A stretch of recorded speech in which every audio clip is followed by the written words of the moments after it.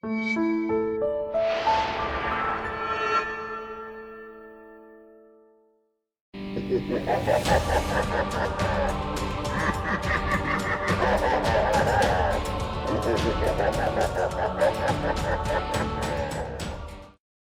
everyone, welcome back to Marvel Mania. I am Captain Logan. And I'm Eric. And today Eric and I are going to watch Iron Man 3. And you, of course, can watch it with us if you have the disc. And otherwise, you can just listen to us ramble. And I'm sure Eric will have so much to say that you can just lie around on your Barca Lounger and listen to Eric talk about Iron Man 3 and me occasionally reminding you that I am here and that this is my show.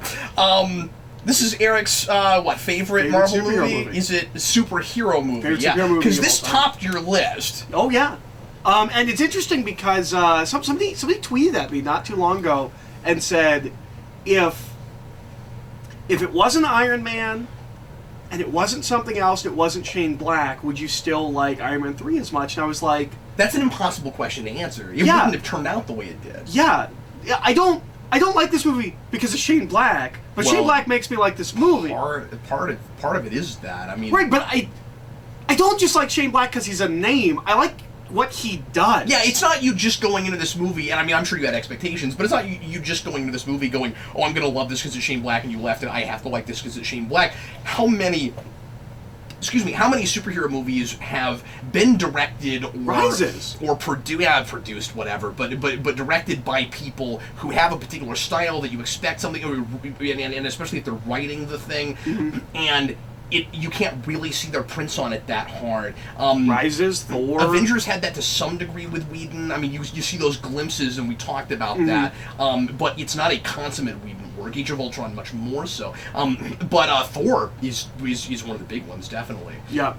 And this is a Shane Black movie, and I like Shane Black movies. It's such a weird question where it's like, well, if it wasn't Shane Black, it would be somebody doing a really good Shane Black. Yeah.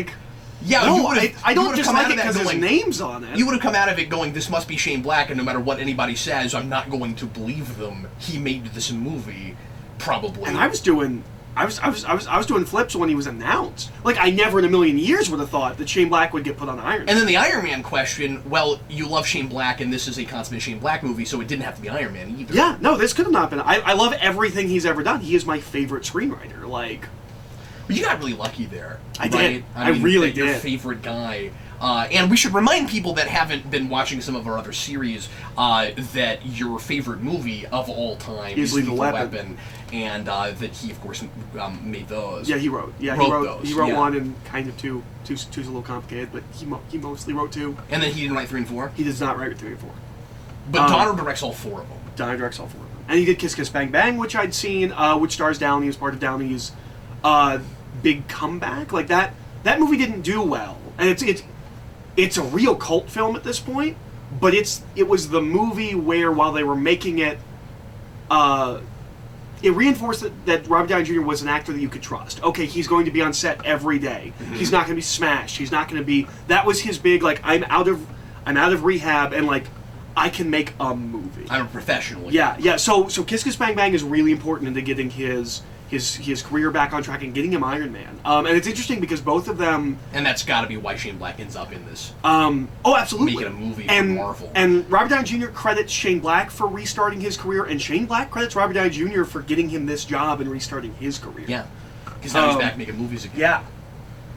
Unfortunate that The Nice Guys wasn't real successful. It was the wrong time to release that movie. Yeah. And I should also mention that, as I said the last time Eric and I were on a commentary together for this movie, that I have not spent enough time with this movie. And the last time I saw it was with you. After this, I will have seen this movie with you more times than I have seen it on my own. I've watched it 2 or 3 times since then. And so I've watched this movie a lot. With the exception of, the first time I saw it and maybe one other time after it came out, I have...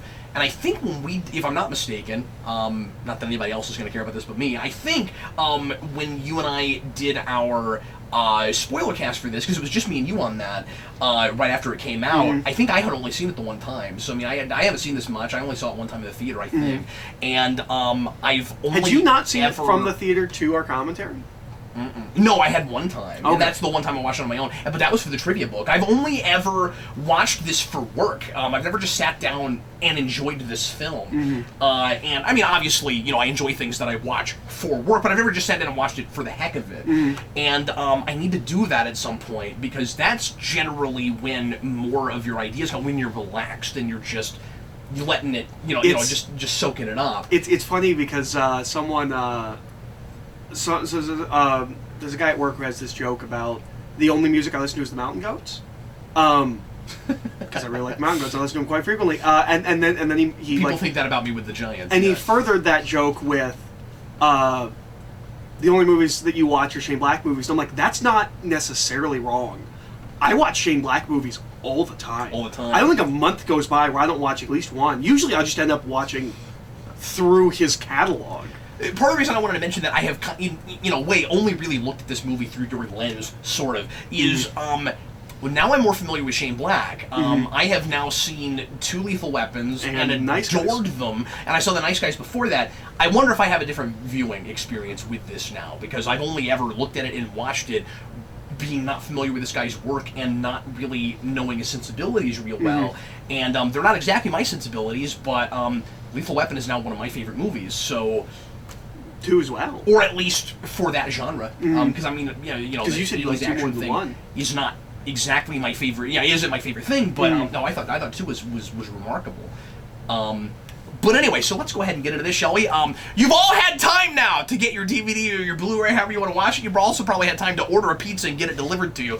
And so let's go ahead and get into it, shall we?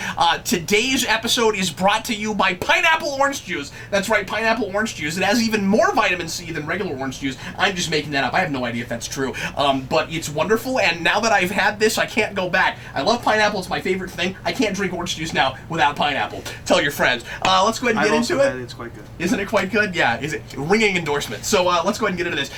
If you want to watch it with us, get it past all the menus, and get it to timestamp 0, and get ready to press play. Whenever I say now, here we go. Could you imagine if there was like a Siskel and Ebert episode where like one of them talked for like 5 minutes about a movie, and the other was like, I've also seen it, it's quite good. I can back him up.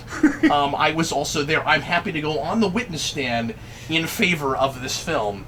I do not think it murdered that woman. Okay, here we go. Everybody, please press play. It's a one-armed movie. Everybody, please press play right now.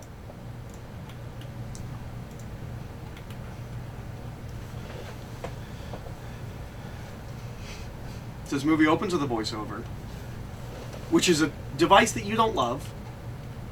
Generally speaking, it can work. It's case-by-case thing. Certainly. I don't like it when it's spelling out what I'm supposed to take from a movie. Generally, again, even that can work depending on what we're looking at, especially with a really melodramatic kind of noirish thing. Well, and certainly you wouldn't. I love this choice. This music choice is the best thing. I perked up real hard in the theater. Me too. When we opened, like, it's like, what? And I have this. I think you could. I don't think this is an arbitrary choice of song because it's the 90s. Well, some of I it think is this song has some sadness, meaning to the film. No, it absolutely does. I mean, the obvious choice would have been "We're Gonna Party Like It's 1999," which, I was getting into my teenage years when we got into 2000, and I remember that New Year's Eve, there was a music channel, I think it was MTV2, that just played that music video for 24 straight hours. It was everywhere. There's Yinsen. Yeah. I forgot about that. And does he mention that he met Tony Stark that one time? Yes. Isn't that? Yes. And so now we're seeing it. We're seeing it. A little convenient that it's the same party that produces the supervillain, but Sure. whatever. Okay, Punch me in the face because I never noticed that before. I like, or at least I don't remember. And I think you said the exact same thing in the last time we did the commentary. You know what I'm glad we're done with now? I wish I'd watched it again before this, but we had a rule where we weren't doing that anyway. Since 2010. Oh, Ultron's gonna be fun. I had the same thing with that. I'm not spending time with that movie. Since 2010, I'm so glad we're done with the glasses. The 2000, it started with 2000. You know what I'm talking about? Yeah, but now that you've done that, I'm going to get you glasses like that and make you wear them. Or just have you walk around all the time doing this. That would be... But you know what I'm talking about, You know, I'm right? sick of this. I'm not sick of you doing this. That's hilarious. Yes, I know just what you're talking about. And they start in 2000. That's the first time I saw people wear them was in the year 2000. And then they kept making them until 2009, I think. I even had forgotten until we talked about it the other day that he starts AIM and that's this movie. Yeah. And I will point out the scene where I think they should have the beekeeper costume. There's one scene where I'm like, yeah, you could have thrown it. You could have thrown me a bone. Yeah, because overall they couldn't like all have that because this guy wouldn't have come up with that. Like, why would they have him? I'll explain when we get to the scene. There's one scene where I'm like, oh, you could just say they're radiation suits. But like everyone wouldn't be going around wearing. No, those. just one scene where they're dealing with radiation. I'm like, oh, it's not they the should Child be wearing... Detection Agency. But I love what Happy looks like here. I think it's hilarious. it's John Travolta in Pulp Fiction. It's great.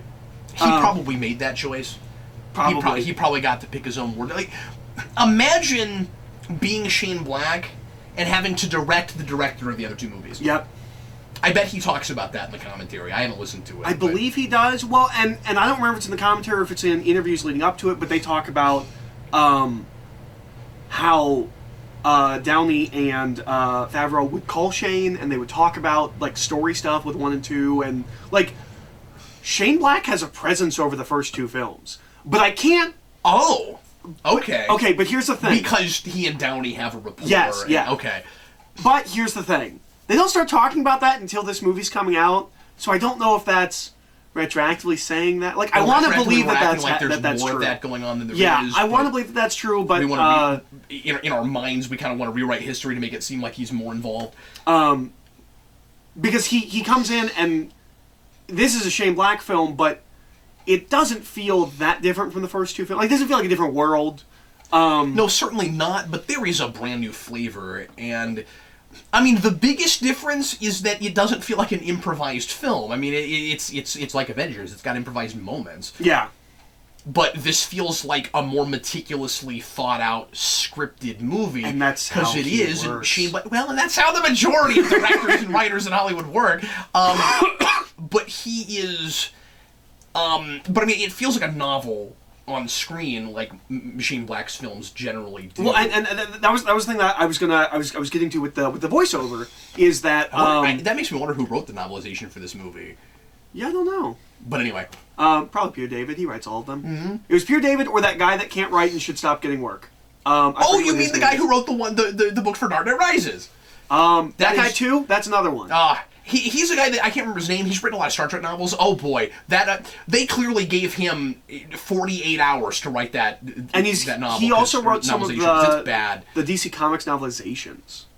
I think he might be the one that did Final Crisis, which.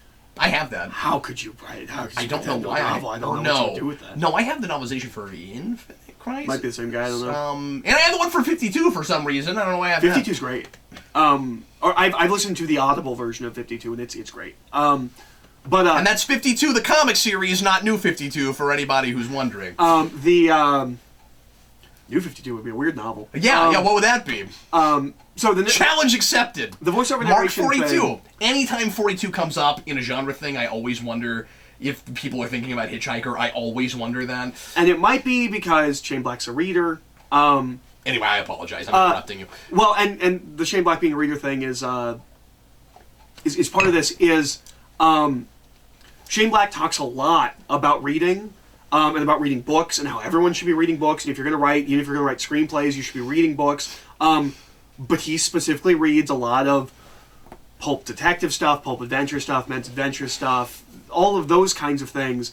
And a lot of that has first-person narration. That's the detective staple, is you write novels first person. Yeah. I want to say there's one of his scripts that has Long Kiss Goodnight has first-person narration at the beginning. I think Last Boy Scout maybe did in the script, but not in the movie. And then Kiss Kiss Bang Bang has voiceover narration. This has voiceover narration, and Nice Guys has voiceover narration. It is a thing that he does. This is so much fun. Yeah. And I think it comes a lot from and looks that amazing. pulp book kind of stuff. Oh yeah, this is a really ambitious thing to open your movie with, man. Like, I mean, for the and it was the Comic-Con teaser. Was it? It was this scene, yeah. It's also really cool to get a suit up this early because the other two movies it's going to go away. Good point. Yeah, that's got to be part of why we do that, right? Because, I mean, this is one of the best examples of a superhero movie that is not a superhero movie. And we've got him suiting up right away, and they make us really wait for it in 2. No, they don't. They open with it. They Well, they open with Vanko, and then he jumps out of the plane in the suit. Oh, yeah, that's true, but then before he puts it on again later on in an action scene, it's a good long time. You're right. That's a dumb thing I just said. No, you're right. But we don't see a suit up. He's just in it. Yes. Because he shows up for We see an unsuit up, because he lands and then they take it off. He shows up for the expo. Yeah. Yeah, okay. So that point was dumb, and I retract it. Anyway. Ben Kingsley is amazing in this movie. In both sides.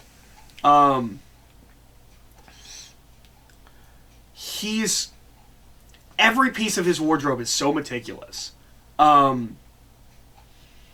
Like that T-shirt he's wearing, it's a bunch of different bullet calibers, and it says like "Pick your poison" or something like that. Like it's a real snarky shirt. There's a lot going on with what we're doing with the Mandarin. Just aesthetically, how he's designed. He's got that. I don't even know if you see it in the movie, but he's got the tattoo on the back of his neck. That's the Captain America symbol with the Anarchy A. Like, it's interesting because in the movie, the whole point is that he is a meticulously designed terrorist, and it's all there in his and it's all there in his costume. Like, he's really specifically designed. Yeah, the best idea of this movie, of course, is how easy it might be in this day and age to manipulate people with this fear that we've touted up because of the post 9/11 world that we live in. My question is, and this is probably in the movie, and I just don't remember where it is, but do we know for sure if the actual bad guy who is Killian, if the actual villain of the piece came up with all of that himself? His wardrobe. He says and all those pieces, there's a line where because if he does, it tells us so much about him, and I didn't remember that.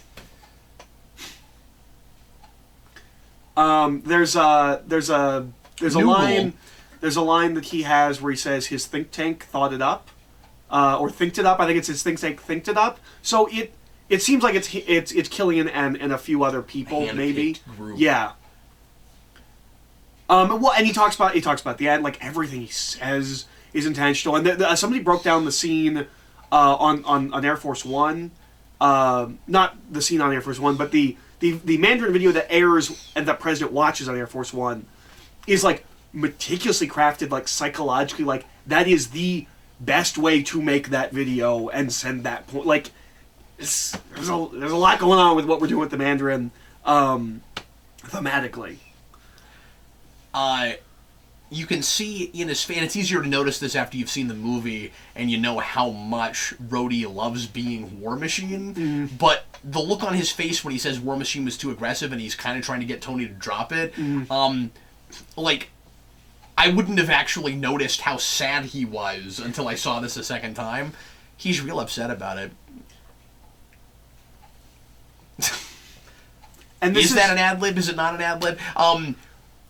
Like Shane Black and Downey have similar enough sensibilities from what you're saying that there are lines in this that easily could have been crafted by either of them. Yeah. And there's a joke kind of like that in Kiss Kiss Bang Bang where, and in the commentary Shane Black talks about, he's like, I wrote something, and then we figured out with the people that showed up, and it's specifically like Native American Billy Bob Thornton and... No, it's Native American Joe Pesci and, like, something Billy Bob Thornton, and there were just two people that were extras that looked kind of like these actors but different, and so whatever the line was, it was like, such and such this actor. And so they just kind of changed it. I'd imagine there was a joke there. They got a kid who looks like the kid from The Christmas Story, and they either scripted it or Johnny just improvised a different joke or something like that. I love that Tony's just assuming it must be physical. Mm-hmm. Because he's a guy that's so arrogant and sure of himself that he wouldn't have an anxiety attack. Mm-hmm. He's not afraid of being in public. That's obvious and in the scene, but I'd never really thought of it before. I'm like, oh yeah, of course he would go to the physical first. Mm-hmm. That kid, when he whispers, how did you get out of the wormhole? That kid is clearly having so much fun saying that and seems to maybe even know how important a moment it is in the movie where he's like, I can't wait to watch myself on screen later. And this is the last we're going to see of her. Because she's not in Ultron. She's not in Ultron. She's not in Civil War. You're right. And of course we make a big deal out of her not being in Civil War. Yeah. I don't know if that means that that's the last we'll ever see of her. And if we ever made an Iron Man 4, I think Gwyneth Paltrow would have a hard time not at least coming back for a cameo. Mm-hmm. At the very least, she would be pressured, I think. I think it'd be really hard to do an Iron Man 4 and not do... Like, we need the breakup scene. Like, they're on a break right now in Civil War. We need the breakup scene if she's done. I kind of wish we'd had the we're on a break scene, to be perfectly honest with you, but... I like how it plays there, because... In Civil War, or could you make the argument that we almost kind of get it at the end of this film, like? Well, no, we don't get it at the end of this film. No, I know, but like, he drives away and stuff. Like, I don't know. Oh, that's not how I read that. But it's the thing is, this movie is again, I don't know this is movie kind of so I don't remember where they are at that point. No. They're a very happy couple at the end of this movie. The problem is. Oh yeah, of course, because he says I'm okay. Yeah, he blows up all the I am, for whatever reason, confusing the end of this with the end of Age of Ultron. Continue. Well, and this is the thing that I really like about Civil War is this movie is an interesting thing in that it's not an end to a trilogy. This doesn't end the story, like, especially with the Mandarin stuff. And thank God, because we always do that. But this could be thematically an end to that character. It's very much an ending at the end of this film, and then we ends with the shrapnel, and then the end of the shrapnel. Yeah, and he blows up all his armors, and then he has to be an Ultron, and then and Ultron suggests that he's been with the Avengers, like fighting Hydra for a little bit. I really like that when we get to Civil War, they talk about I quit. And then this, and then this, and then. Yeah, because it's awkward in Ultron. Yeah. It really is. You're like, well, what made you come back, and how is there no discussion about it? But now it's this long-term storytelling where it's like, but now it works because we talked about it in Civil War. But we should have talked about it in Ultron. Yes, sure. We should have said something about it. That really seems like the Russos looking back and really knowing their continuity and going, how did we not bring this up in Ultron? Well, because that movie's so packed. It's too dense. Yeah. I don't want to give Whedon too much crap for that, but yeah. I love Guy Pearce. I wish he was in more things. And I don't know that I've seen him in a lot of stuff. He's one of those guys who tried to be a leading man and missed. Mm. And then, like, his career goes... Which is interesting because that's the story of this character. He did Time Machine. That was his big... yeah, and it was awful. And he's not bad in it, but it's bad. Yeah. I mean, I'm with you, but it's... The moon getting cracked in half is real cool. It's amazing. And he's also the villain in Count of Monte Cristo, which is a fun but not great movie. Real bad adaptation of the book, but it's a fun enough movie. That Time Machine movie is on my list for Science Fiction Rewind when I finally get to that. I can't wait for that. That's the movie that gave you the term third act syndrome, right? It's one of them. The biggest one is I Am Legend. Which is interesting because it doesn't bring up a lot. Because it doesn't actually have third act syndrome. They had them shoot a different ending, and so it's a whole thing. Well, yeah, but if you don't know, I know, but it's looking at that movie. Well, but I just mean it sucks because more they like have second act syndrome because I think that movie starts to fall apart when the girl shows up, but it's interesting that they have a better ending, and the studio didn't like it, and so they made them reshoot. And like that movie's weaker than it should have been. And then Hancock, as I always say, has second half syndrome. where it's just a different movie. Yeah, by it is almost precisely the middle of the film. It is half of an interesting movie and half another interesting movie, and when you put them together, it's real bad. Yeah, they just don't go together. That is written and directed by two totally different people. I swear, it doesn't say that anywhere. I swear it must have been. Well, and it's written as a spec script that gets heavily rewritten when Will Smith gets involved. Yeah, was that one of those like shopped around Hollywood for a long time kind of things? From like '97. Oh wow! Like it's a real. Originally, it was called "Tonight He Comes" or something like that, and it was way darker and more. It is the first half of that movie if it's not a comedy.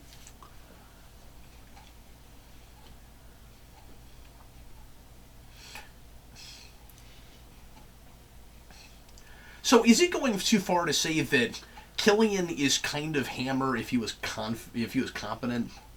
Yeah. Because he's another mirror for Tony Stark. And he's another guy who wanted to be Tony Stark at one time. Obviously, he's gone a different direction now. And he's also closer than Hammer is to being Tony Stark. Just money-wise and what he's built in. Well, and that he's now an attractive guy, and like he probably doesn't have a problem getting girls, whereas Hammer, like, he's such a dork. Yeah, like, he is going after the unattainable woman right now, but there are other women he could easily... Yeah, sure. Mm. And he probably doesn't get booed off stage like Hammer does, yeah, you know? Yeah. I like these, we get 2 or 3 of these like, sayings from his dad. Like, oh, yeah. It's a real... It's like a writing 101 thing of just, like, this nice little character trait he has. And it's really important, even if you don't make it all about this, that you give us something about his parentage. When you have an extreme personality, especially when it's, you know, a big bad guy with a horrible scheme, it's good to know something about how they were raised, because that almost always factors into, I mean, it obviously factors into the chemical makeup of every person. But in extreme personality, usually something about how you were raised goes into it. I've never liked this gag. I know. We've talked about it. I don't like it. But now that I've seen Shane Black movies, it kind of feels like a Shane Black thing, maybe. I don't know. I want her to say Mark 135, but I want her to be real sarcastic about it.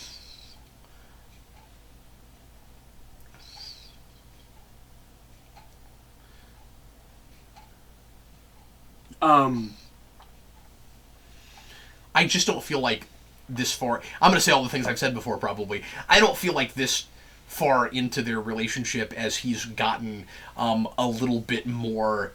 as he's gotten better at actually paying attention to her and knowing what she likes, that he would buy that at this point. I feel like that's what Iron Man 2 Tony would have done, and that's what I don't like about it. That's fair. I feel like once you get past the strawberry thing, he's not going to buy that. That's just how I feel about it. Killian is part of a trend in Shane Black movies, and I don't know how much it is actually him, and it's / the filmmakers, but his villains tend to be blonde guys in suits, mostly white suits. They're either the villain or they're the heavy. In Lethal Weapon, it's Mr. Joshua. In Lethal Weapon 2, it's the British guy. Last Boy Scout. The guy in Long Kiss Goodnight has dark hair, but it's a reoccurring thing.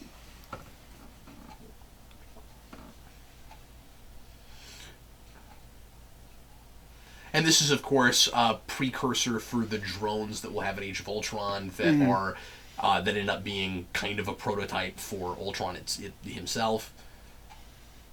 I really like that this early we've got a suit walking around. And I like that... Once again, just this through line. With every aspect of this character, mentally and physically. Well, and I like that we open with him putting the things in his arm. We set up a thing thematic. We haven't paid off yet, but we could, of him possibly going like more machine than man, like that kind of a thing. Mm-hmm. It is not just that headpiece, and I think it would be too easy if it was just that headpiece. He put things in him that makes him able to control these suits. And hold them to him. Yeah, and then that's the beginning of the whole I am Iron Man, literally Inside Now thing, yeah.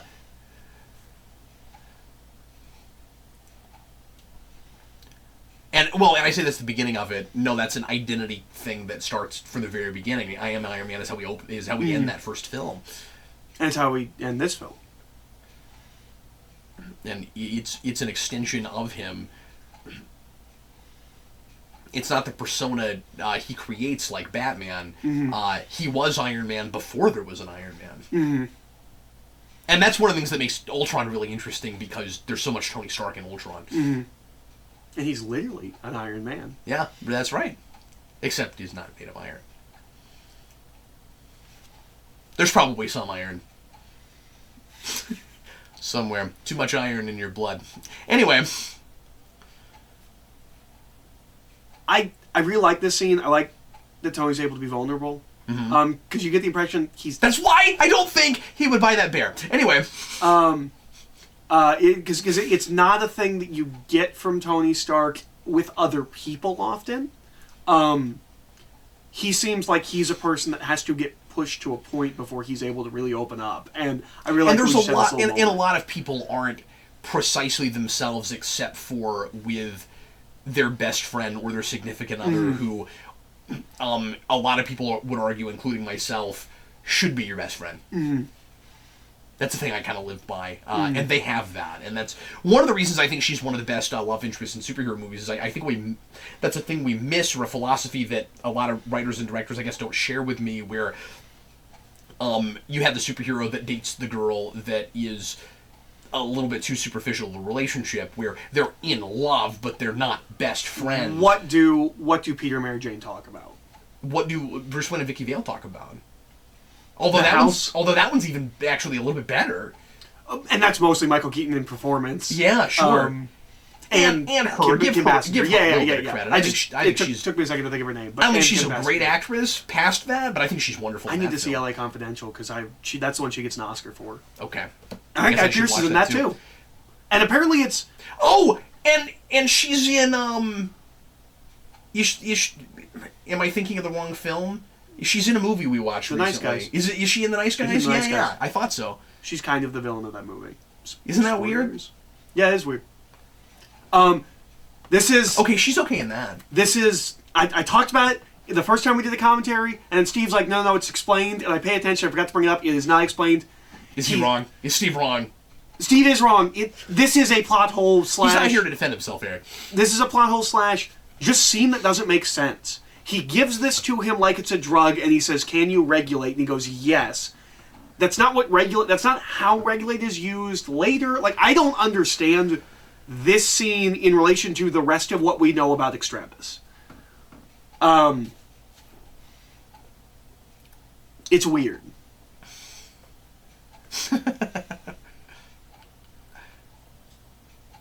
Okay, that's fun, because he's a director, and he directed the other movies. I didn't think of that until just now. That's pretty great. Now I want Favreau to make a movie called The Party's Over. He should totally do that. So,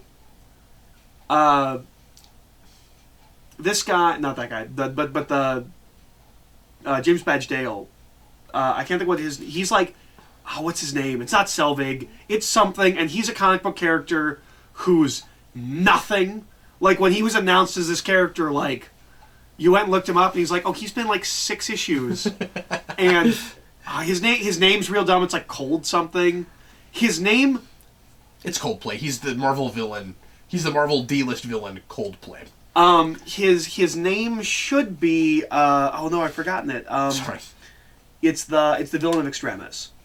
He looks exactly like the villain of Extremis. He's not exactly the same personality, but that guy's... That's an underwritten story.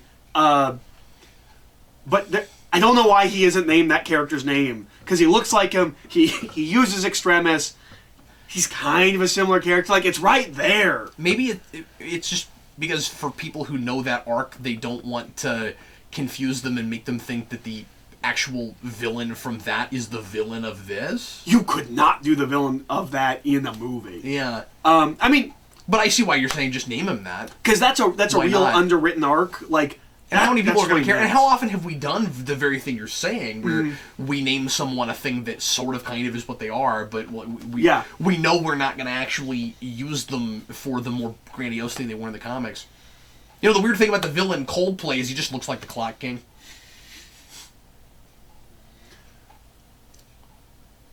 I really like this speech.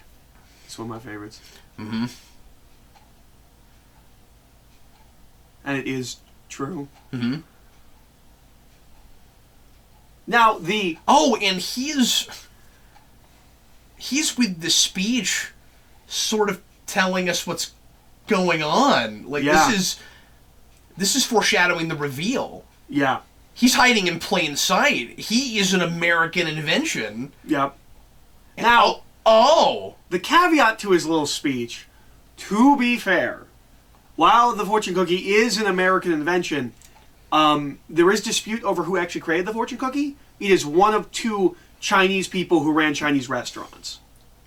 But in America. Yeah, and probably selling to so the, it was to the a American Chinese person. and it was probably the which arguably maybe makes it an Oriental invention unless they were born here and then... But it could still have been created with the idea of, well, everyone here thinks we're the wise and mysterious people from the Orient. Like, so we will... Let's play into that. Yeah. Let's take advantage Yeah. of it. Yeah. And how many foods and things could you have made a metaphor around that for? I like that it's something that's written out. Like that's a thing I like about going to that specifically is like we're manipulating people with words. That's what he's doing. And the Mandarin is a Chinese name, in the comics a Chinese character. Right, so of course, so he would think of that. But like pizza is this way.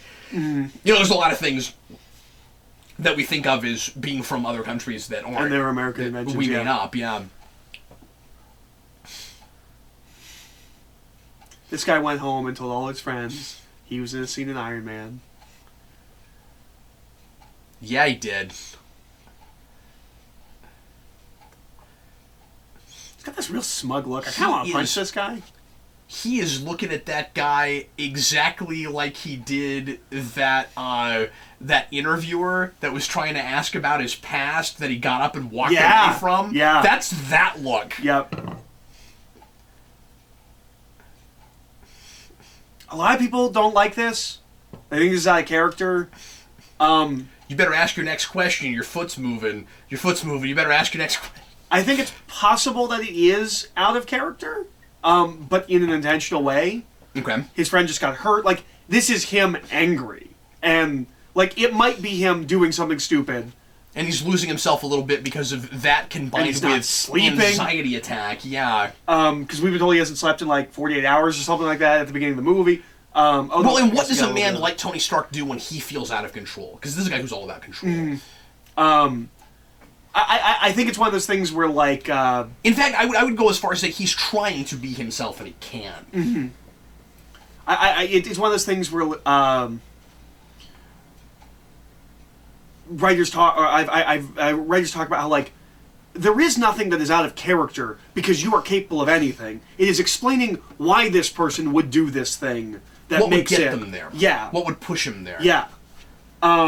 Yeah, if you believe that any person, and some people don't, but if you believe that any person has the capacity potentially to be pushed to a point to have, the stars align or the kinds of traumas to hurt someone, to murder someone, et cetera, then you're absolutely right. Nothing is necessarily out of character. We have to believe that we got that character to that place. Mm-hmm. And I don't think the address thing is weird. Like, that's the thing that people... The what now? That he gives his address. I assume that's just showmanship. Everyone knows where Tony Stark lives, right? Like, everyone... Like, that is Googleable information. It's a thing I questioned initially also, but it's not like he's hiding. Yeah. I guess the reason I always thought that, and I can't remember if I made that complaint in the other commentary. I do not know. You're making a good point. I don't want to contradict myself, but also it's been a while and I can change my mind. But I think maybe the first time I saw this, I had that question at least, if not a criticism, because of course the very next thing that happens is the guy shows up and blows up his house. So like you did kind of invite that, like even if that's Googleable, you did kind of ask for it. Well, yeah. But that seems irresponsible because of Pepper. Well, and there's a if little... you lived alone, okay. Well, and there's a little bit of stuff where But again, he's that's like, not aren't we necessarily on out of total character. security lockdown? And like we kind of make some jokes that maybe disarm this. It's kind of a funny joke, but well, and I don't know what lockdown World's would do to address. stop someone A place ringing that's on warm. your door. We're back to helicopters. Oh, yeah, good point. And it's at Christmas. We haven't mentioned that yet. Yep, it's at Christmas. I like that he makes Iron Man a detective. It's very strange that Iron Man might be more of a detective here than Batman is in any of the Batman movies. But he's What a looking great at point. he's looking at data and he's analyzing and he's thinking. Speaking of thinking, and this is going to sound kind of mean, she strikes me as Jessica Biel if there was something going on behind her eyes. I also think she could have been a great Jessica Jones. Not that I don't like Kristen Ritter because I think she's great. She's great. But I think she could have been a great Jessica Jones as well. I don't hate Jessica Biel. We've talked about her because she was in Yeah, Trinity. yeah. I just don't think she's a great actress. Yeah. I think this girl's real pretty, and I think she seems like a really good actress to me. And she's, I don't know exactly how to sum this, I don't know exactly how to say this without sounding. She's kind of slumming it in this movie. She's a real actress. She does real movies. Like she's an Oscar kind of actress. Oh, really? Yeah. This is the only thing I know I've seen her in. Yeah, she doesn't usually do these kinds of movies.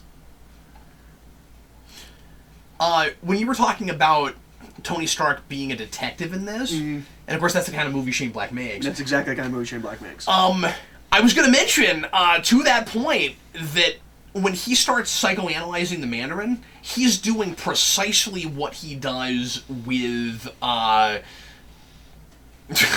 this argument's funny. I still don't like that he does that. But anyway, he does exactly the same thing that he does with Loki in Avengers. Yeah. Yeah. When he starts breaking down, and we've never seen him do that before, so I feel like we're building on that a little bit, and it's almost like he's maybe subconsciously even going from that experience to this, which is great because all he wants to do is forget about that and like how big the world is and how little control he has over it now. There's the big scary So helicopters. that's great. This is Lethal Weapon 2. Eric, dang it, I think this is a great movie that I have never allowed myself to fully appreciate.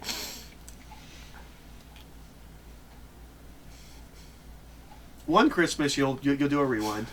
I really should do this at Christmas at some point. You know, that's how I should open that rewind. This is the film that finally made me discover the true meaning of Christmas.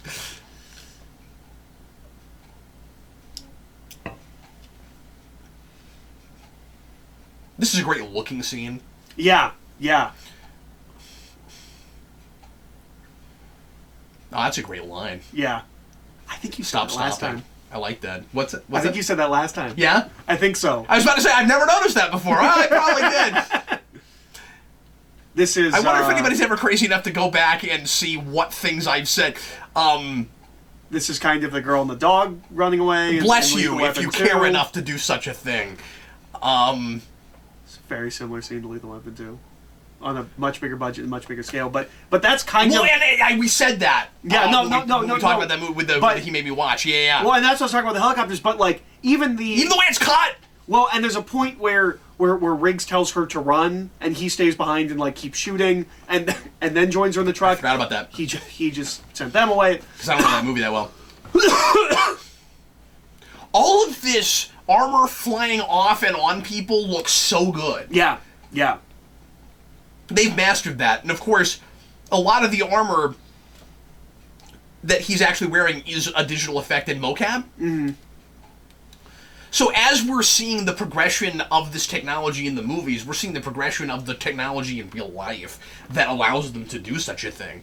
yeah. Well, and this is obviously building from Avengers, where he's got the wrist things that summon it to him. Like I keep talking about the progression of the armor across all of these, but like this is a furtherance of that technology. With the score in this scene is killer too. Yeah. Oh, I love the score for this movie. How often That's have we great. seen blood on his face inside the helmet? I feel like that's new. Yeah, I don't know. We definitely see it in Civil War, but that's the only time I can think of it. And of course, that happened to him before he put the mask on. This is the first armor, I believe. I'm not sure. First-person POV. I'm not sure about Avengers, but the guy who designed or did the concept designs for the armors in the first two films is Eddie Granov, who did Extremis and a lot of Iron Man covers. Like they're clearly looking at Extremis aesthetically for those first two films. This artist is the artist who designed the Bleeding Edge armor. So we have shifted artists for Iron Man armors. I don't know who did the one for Avengers. I don't know if that's still Eddie Granov, but at least for the Iron Man films, we are now dealing with a different artist in the concept designs. Both of them comic book artists. I didn't realize that we did it in that way. That's great. Yeah. And this looks a lot like the Bleeding Edge armor. I'm glad so you knew that. That's really cool. Even more so when we get to Age of Ultron, we put some more red on this, and then when we get to Civil War and we throw the like repulsor nodes all over it, like it really starts looking like the Bleeding Edge armor. And there's something slightly different about the face of the helmet that I really like in this. I can't articulate what it is, but there's something about the face of the armor that is different from the previous. I think maybe it's the eyes are thinner. I'm not sure. I really like the way we're using. And there's again Lethal Weapon 2 where that house falls and. I really like how we're using the first-person POV inside the helmet with this, yeah. and we have already done that some, but I just think with this material it makes a lot of sense to go to get in his head in that way in places. I want to make a weird visual point that might sound really silly. His house dropped on him. There's something symbolic there, certainly. Home is where the heart is. Heart. It's more he's so out of control in different ways that he can't even control his own environment. But when we go to I don't know if it's like this in the other movies, but just here I noticed when we go to the POV where we see out of his eyes, and we see the HUD. It looks a lot like what the Abrams Star Trek view screen looks like. I don't know, but it kind of does. Anyway. I think that's such a cool way to use that armor is the hand coming off, pulling him out, and then reattaching. And then I like that they think enough that he has to drain the armor of water, because obviously it would be filling up. That's all real cool stuff.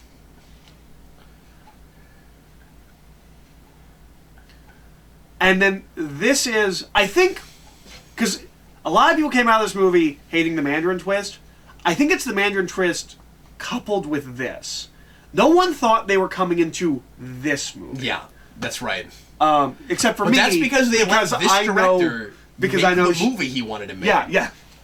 I know Shane Black, and so I wasn't expecting this, but I got it. I'm like, oh yeah, this makes sense. I think, retroactively, this is exactly the kind of movie you should make right after the Avengers. Because it's such a departure from the big bombastic super. This is the antithesis to Avengers in the sense that this does not feel like you're looking at a comic book. It doesn't end with 1,000 things coming out of the air. It doesn't end with a big light in the sky. It doesn't end with what was the third one you named? I had a third one. Yeah, because everything comes in threes. This doesn't. This is not the climax of a. I mean, not that this is the climax, but this movie does not have the climax. It has the climax. City with buildings falling. Yes, city with buildings. Now, usually if you have the vortex, that's also coupled with it. But you can have that without the vortex. Well, Avengers has all three. Yes, Avengers has buildings falling, big beam in the sky, and thousands of things coming out of the sky. That's right. Yep. That's right. But it should. It's a big giant team movie. Yep, but this movie doesn't have any of that. It's supposed to be consummate superhero film. Yep. And it still manages to be about things and say stuff, so that's cool. It still has that ending. Yep. And of course, we were complaining about some of those things before Avengers. Then Avengers makes $1 bazillion, and everything does one of those three things. I love that shot, the overhead shot of him carrying it. Mm-hmm. I think thematically, you can read some stuff. Iron Man's holding it back. Now, I'm not He's saying having that to carry Iron Man. Nothing in this that feels that doesn't feel well, could you almost make the argument that this feels. Is this a stretch? It's like an indie comic, right? Like it's it's a different genre, you know. But like you have read comics that are like this, Yeah. you know, especially in like imprints. You know, this is like an intimate Vertigo book or something, you know, or an Image book. I mean, like, well, and this is the first Iron Man movie where I'm like, oh, this feels like Iron Man comics. Not the story, well, some of the story, not so much this middle act, but he feels much more like the Tony Stark in the comics here, and we get to that more and more as we keep going, as he becomes more depressed and real concerned, and in Tony Stark in the comics, I'm and introspective in a way he's never been, right? Tony Stark in the comics is very much. I think he's manic depressant. I think he has an addictive personality, and as the movies have gone along, we've started organically building some of that stuff into him, and Downey's performance has evolved with it. We sold this film like this because that's how you sell a movie like this, and I don't think that this is wholly not accessible to a lot of the audience that went to Avengers and the other Iron Man movies. And as you said, it's not too far of a departure from the other Iron Man movies to still make sense to be here and be the next thing we do. But man, if it were me, the front of this box, or at least a poster, is him on that couch with the Iron Man suit, looking at it, or with his hand. My favorite poster. That's what the front of the box ought to be. Because that's this movie. My favorite poster, and the one that I want on my wall, is him. Is the one where he's falling and the armor is like coming off him in pieces. I love that poster. Yeah, and that's an image that defines his character arc in this as well. Yeah, sure. Especially because it alludes to the ending. Yeah. But I like that he's forced to face himself. He says, I am Iron Man. He's sitting next to Iron Man. Yeah. What is he without the armor? Oh, it turns out that he's plenty, but he's forced to there's a humility that comes to him here that he hasn't had before. And like I like that it takes 2 movies before he comes out and says, yeah, okay, I'm a narcissist. We don't get anywhere close to humility until this film. I like that a lot. Yeah.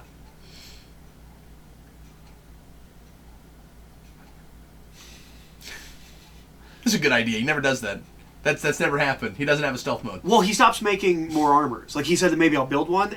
I think at this moment, all the armors he has after this are not new armors? Well, no. What I mean is, we're at 42. All of the ones that he's been building in the meantime are all like specialty armors, which is a big thing in the Iron Man comics until somewhere in the 2000s. Like technology's advanced so far, you just believe like, well, his suit can do everything.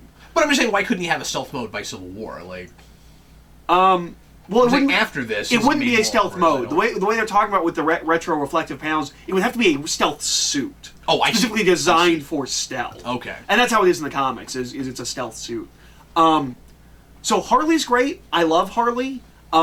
It's another Shane Black thing. He likes kids. He likes writing kids, and specifically kids that are kind of damaged and wise beyond their years. Yeah. They've seen things they probably shouldn't have, and they're in some they're not ways necessarily a super genius. No, but in some ways they're that's so they see things that the adults aren't seeing. Right.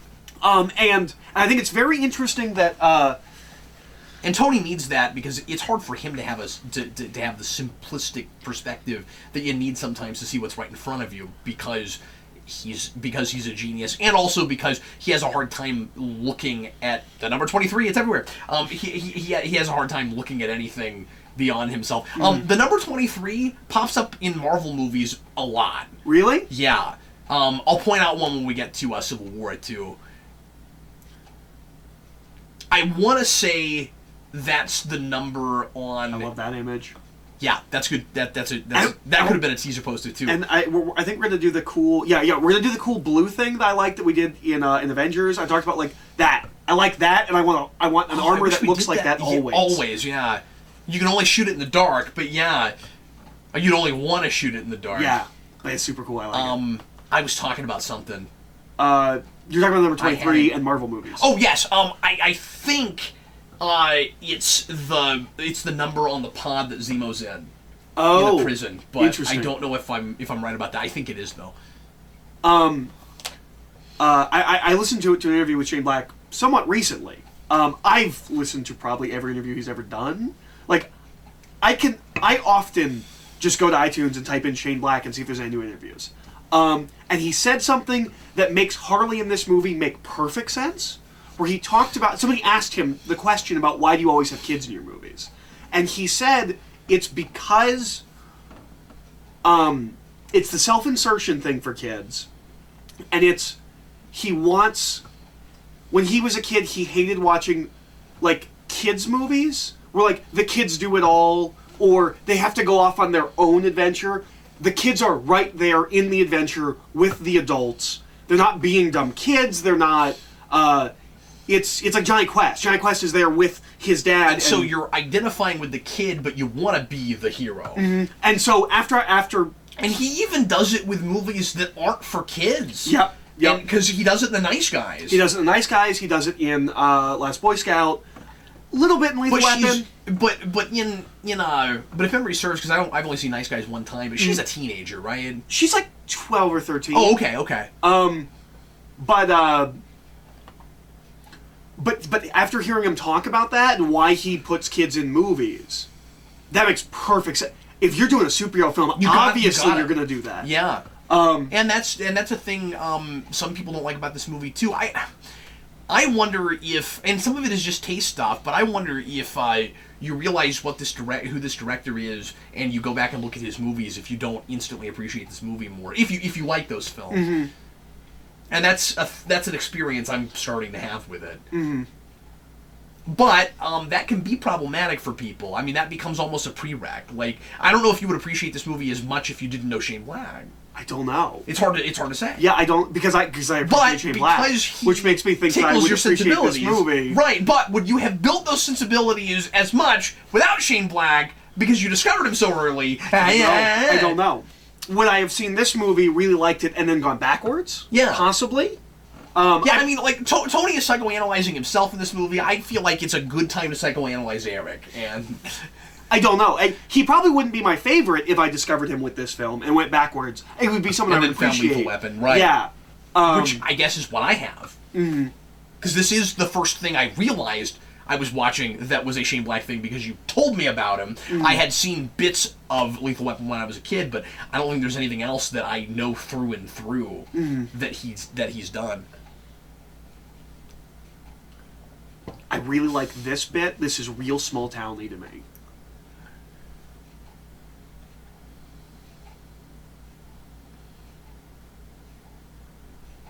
I really like that.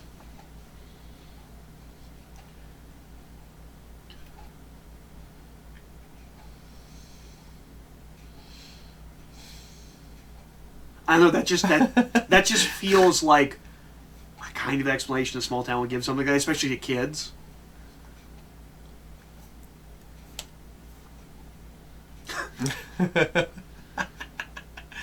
No, they're not. The aliens are not coming back. We just had a whole diatribe on that. Why they will not be coming back. And why and what we could have done to make them interesting enough to want to see them come back. We've had this whole thing. But if they did shapeshift and one of them turned into Iron Man in front of him, he would be in a psych ward right now. He would be in a padded room. He could not have handled that. He asked him if he has PTSD, and he says probably not. He does. He clearly has PTSD, which is interesting because he could use some counseling from Falcon. Oh, I love you for having come up with that. That's great. And that's a scene I would pay good money to see. Tony shows up and he says, I'm not giving a testimony. I'm just going to sit here. Wouldn't that be an interesting way, too, because we're not going the alcoholic angle. And Winter Soldier is the next one, is it not? Yeah. No, it's right. It's Dark World.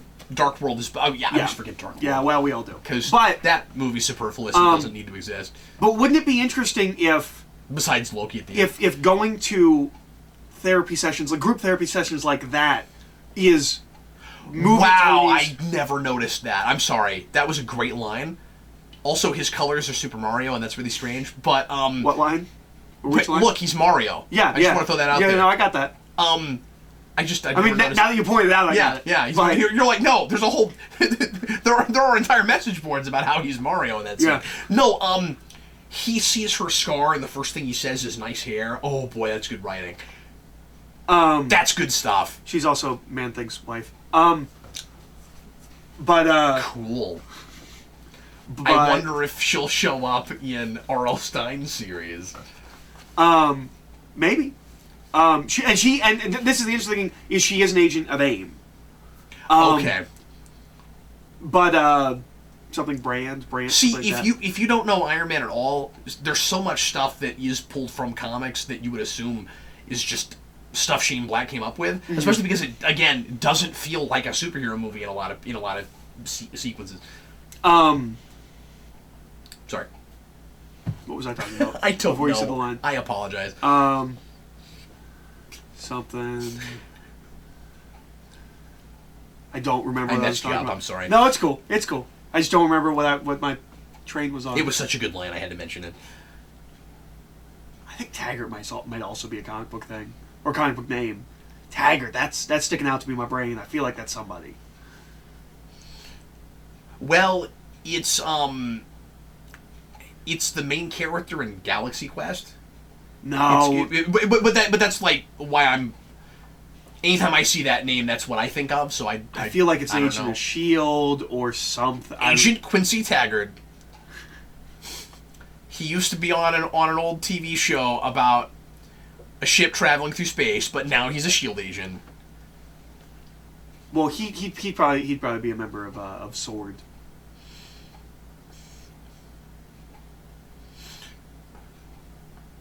I like that. I like that he motions to her and she gets it.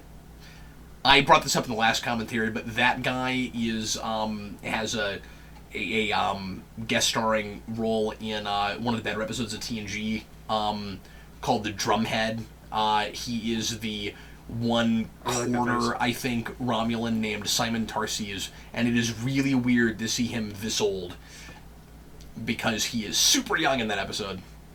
But that would have been 91, 90. I love that. Just tips the cup with him and then throws the coffee away. I don't know, there's something. Okay. It's just a real interesting choice, just character-wise. I don't know. But he's half Romulan, half... Oh, he's like I said, he's quarter. He's 1 quarter Romulan. I was done with that whole point. Okay. But, oh no, I'm sorry. I wasn't saying like I was talking. How dare you? I was just like I don't know why that's a I don't know. It just thing you. It's a little character onto. choice that I like. And this feels completely like a Shane Black movie and not like an Iron Man movie. Right. Which is kind of the point. He's having to deal with these kinds of situations without his armor. He's having to deal with it as Tony Stark. Yeah, he really figured out a way to logically and organically make an Iron Man film that is also his kind of movie. Like he figured out how to get his, I don't want to say formula, but his imprint on it.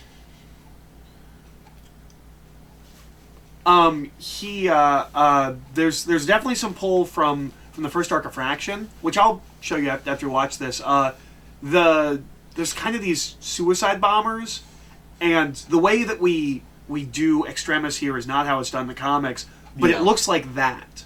Except it's blue. It's in the first couple of pages. It's Ezekiel Stane puts arc reactors in people and they blow up. Well, it's not arc reactors. It's that's creepy, but it also looks too much like a visual effect, and I don't like that. I wish that was entirely makeup. I mean, obviously the glow behind it has to be a visual effect, but too much of her face is drawn over, and I don't like it. He has that line. Or she says, "Is that all you have? A cheap trick and a one-liner." And he says that could be the name of my autobiography. It could be the name of Shane Black's autobiography. Yeah, like looking at his movies. Yeah, it's great. But apparently that line was in it from the first draft. And then it's a concept album by Cheap Trick. Yeah. Who I've seen in concert. Have you? And they're just okay. Oh, well, that's a bummer. I'm not a big Cheap Trick fan. My dad, for whatever reason, is in love with Cheap Trick, and I could not get excited about that. And then I went and I heard more of their repertoire that I had not heard before, and their best songs are covers, and that is just the sign of a weak band to me, or a weak band that has written songs that are popular. I mean, you can be a great cover band, but, you know, they're a glorified cover band, in my opinion. A friend of mine, his dad's favorite band was Cheap Trick. Yeah, I don't get it. I don't get the appeal. I like that one song that they're really popular for, and that's kind of it. But they toured with Peter Frampton, and Peter Frampton was great, and I didn't even know I was going to see Peter Frampton, so at least I got something out of it, because he was fantastic. There's the Westworld line. I love that. The little like web shooter arc reactor that he's just got like in his sleeve. I really like that. I was like this that burns up immediately. Yeah, So because now he can't rely on any of his tech now. Like that's the last thing he had, I think. Unless there's a scene where he pulls something out of his shoe that I don't remember. No. He's gonna go to Home Depot and build stuff. Right. Like, unless he's got like rockets in his shoes, and at some point he gets away from someone by shooting himself up onto a roof, and he's like, oh, how do I get down now? But I don't think that happens in this movie. There's a minor subplot thing that was cut here that you talked about this in the other commentary, I think. Yeah. Did I? No, but go ahead. It's nice, but it doesn't need to be in the film. And Shane Black's all about he always talks about writing and editing as like a stew, and that's you keep doing it until you get it right. Yeah. And so there's this minor subplot where you can't fall too in love with things that you don't realize that they're superfluous. You know, you got to kill your darlings. And when we say that, we don't just mean like hurt characters that you like. We also mean cut out things that are extraneous, even if they are on their own out of context wonderful. Yeah. Save them back. Hopefully you can put them somewhere else. But if it doesn't serve the story, get rid of it. Sorry. But yeah, and there's one of those here. You can see it in deleted scenes. It's the bully that he's talking about is trapped beneath the water tower after it falls, and he has to like save his bully, and then the bad guy grabs him. It doesn't need to be in the movie. Yeah, and I was gonna say maybe we don't need all the stuff, all the setup stuff with the bully in the first place, but then maybe that is kind of important because that still does pay off later. So it's not like it's only setting up the subplot you're talking about. Commercials are another thing that repeat in Shane Black films. Yeah, and you brought that up to me when we watched Lethal Weapon the first time. TV in general is a thing. You see a lot of people watching TV. I mean, commercials a plot point in Lethal Weapon 2. Right. He has passed away since we recorded our last commentary. Yeah. And I was real bummed because people didn't talk about it enough. I didn't feel like I was like, he's a major character actor. He's in a lot of stuff. He's in RoboCop. But yeah, he has passed away since we recorded last commentary. Given that this is a movie about groupthink and you know, manipulating people through media and stuff, obviously TV needs to be here. Yeah. This is the video I was talking about that like someone analyzed psychologically, and this is exactly like to a T how you would do this if you were trying to maximize the terror of what you're doing. Just like on a psychological level, this is what you would do.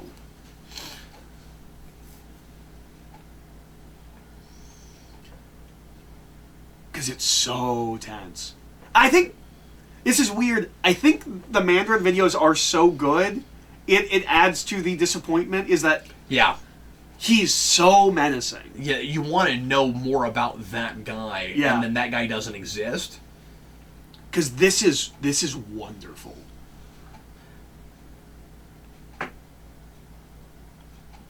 So you're suggesting that part of the what makes it so disappointing for people is that it's too effective. Yeah, these are almost too good. Perhaps it's too effective. It's also hard to imagine that you would find an actor this good that's willing to do this. Yeah. I love this little speech. Although he's not obviously actually killing anyone. Well, no, he might be. We don't really know. It's ambiguous. Oh. But once we learn who he really is, I just don't buy that guy could do any of that. You're probably right. So I really don't think so.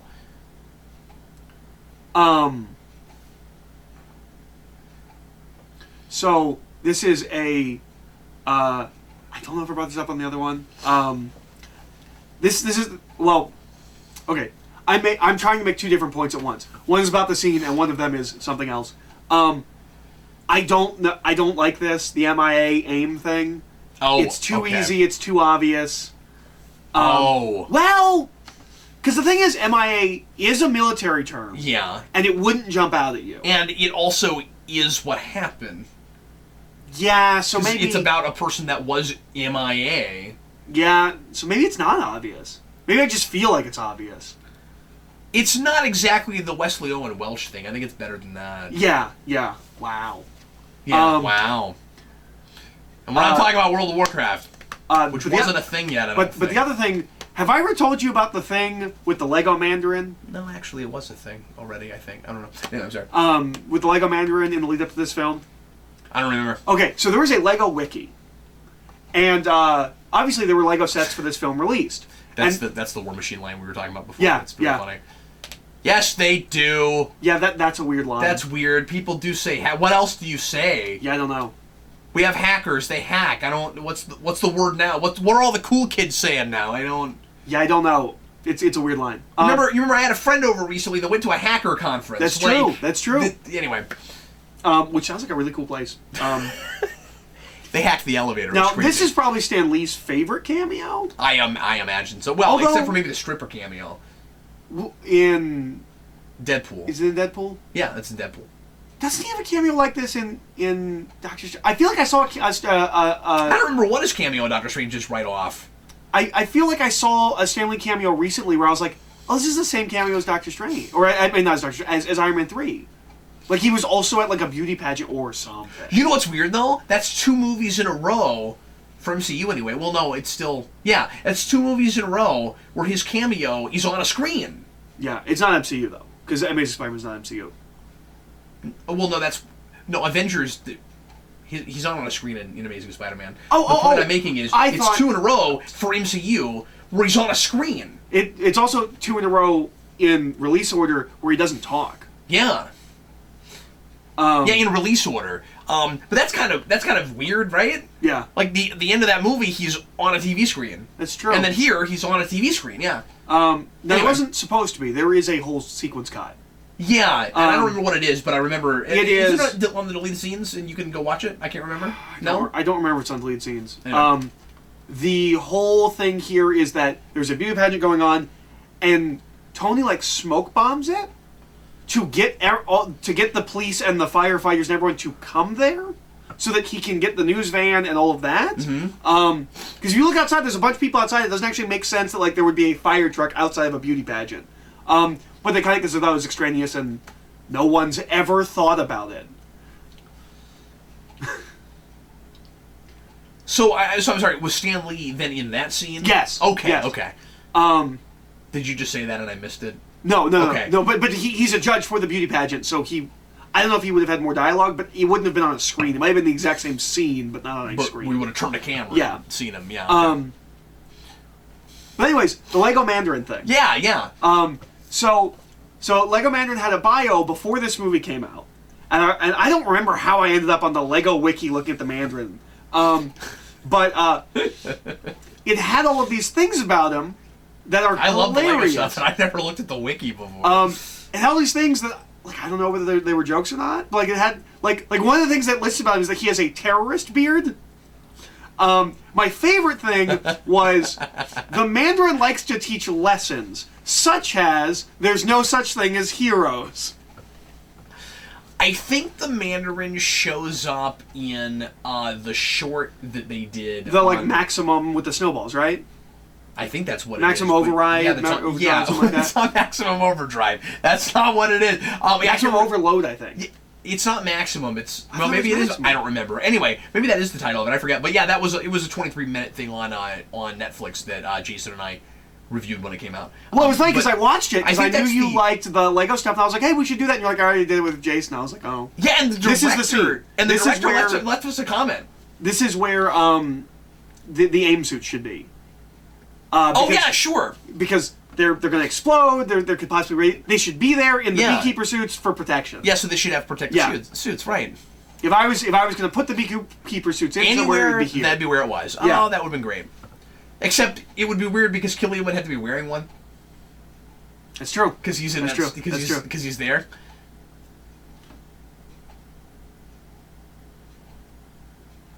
And I do think it's important that Tony sees him in that scene. Probably. Yeah. That probably needs to. So I don't know how you would have done that because the beekeeper suits obscure your face and make you anonymous. So you would have had Well, he knows aim's involved, so because, to progress the story the way that scene progresses it, that would be tough. Mm-hmm. Oh, okay, but so you're saying he would have had to see his face necessarily. Yeah. But the audience maybe needs to see his face there just to be putting it together. Yeah. Just in structuring the film. He can walk around without a suit. Everybody else gets suits. This He's is like, a I'm not wonderful worried speech. about it. I'm good. About the Nazi scientist that... Yeah. It's great.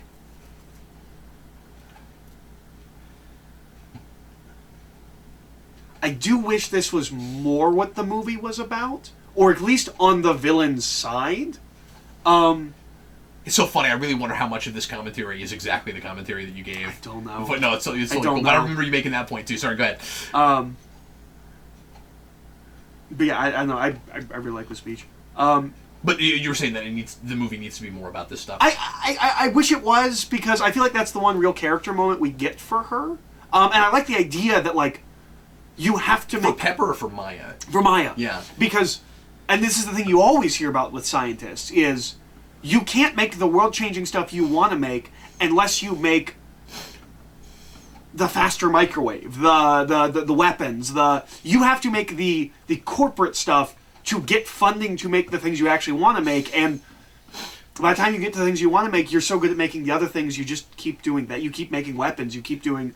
And isn't it really interesting that a guy making a big movie for a Hollywood studio writes that story? Because how true is that in commercial art?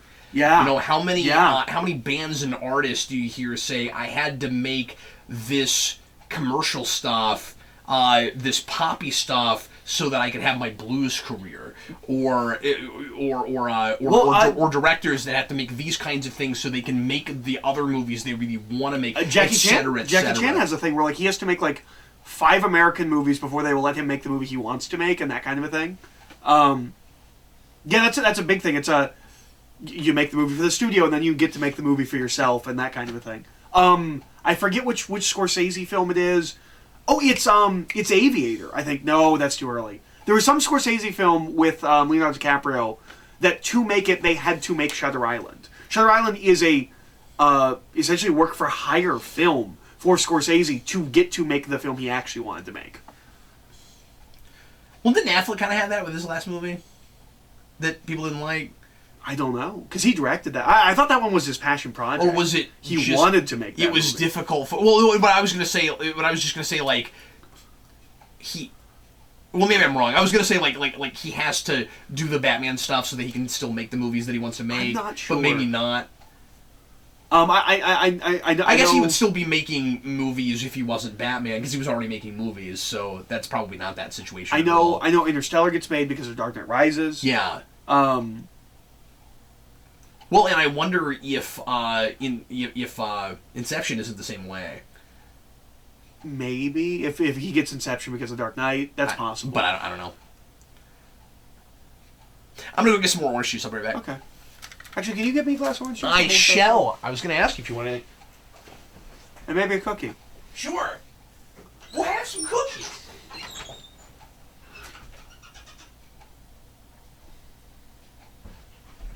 This is hard for me to talk about alone because I have so many thoughts about this movie, and I think I've said a lot of them before in the previous commentary.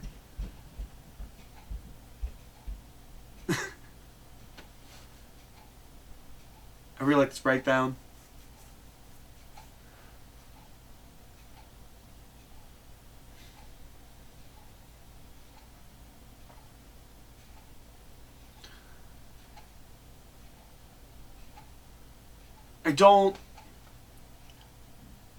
I don't have panic attacks, so I don't know how realistic it is that like he can give him the idea that then calms him down. Like I don't know if that's a thing with panic attacks, if you can just get calmed down.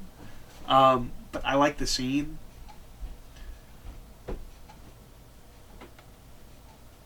Yeah, there. It's in this moment where he's just like, yeah, I guess I can do that. But I really like the idea that Tony Stark has gotten to this point where he's so in his head and so concerned he's forgotten who he is. He's still cocky and he's still sarcastic, but like he's so mentally in his own head about things at this point that he seems to not really remember that he's the guy that things. They don't have to be suits of armor. He can just make stuff. This real enlightening conversation.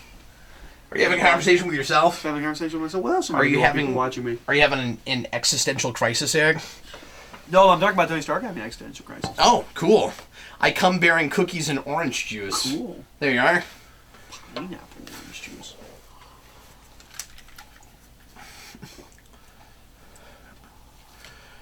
So besides the Shane Black thing, obviously, another place where this movie, hits you and it's not a big. I think I'm a big fan of is all the spy stuff. Yeah.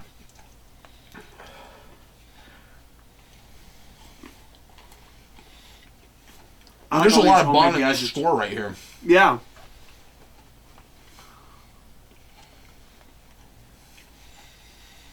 What does that thing shoot? And Giant then he just pulled that guy's Nerf head balls. up. Really painful exploding. Does he knock that guy in the water and then he dropped the bomb there? Did that guy's head just go away? I think so. He was just being thorough. He was really channeling Fassbender in First Class right there in that scene. Oh man, if he had bombs, he could manipulate.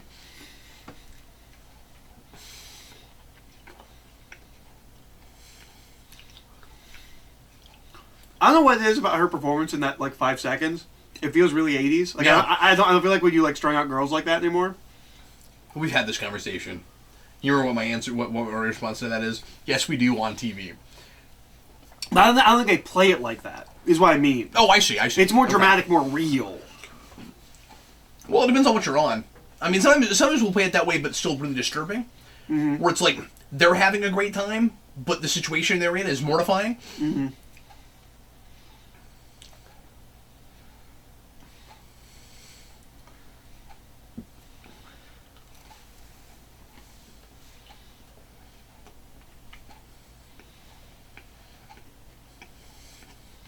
This is also a thing that bothered people. Yeah. Is that this is his introduction.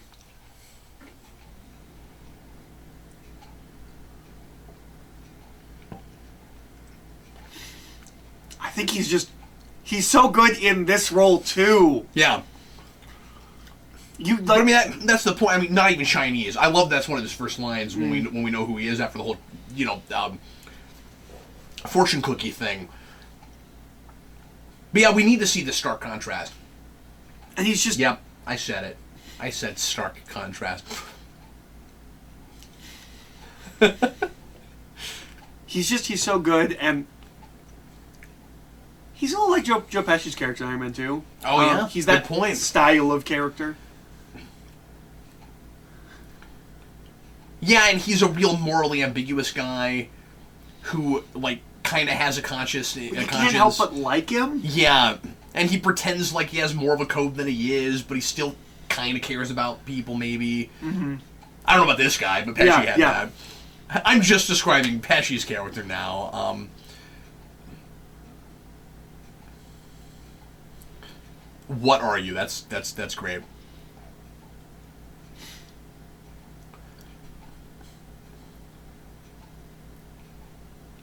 But yeah, I love that, he's this great actor, and he is entirely different. And you can't imagine how this guy could possibly, like, where in his being he pulls out what he does when he's the Mandarin. Mm-hmm.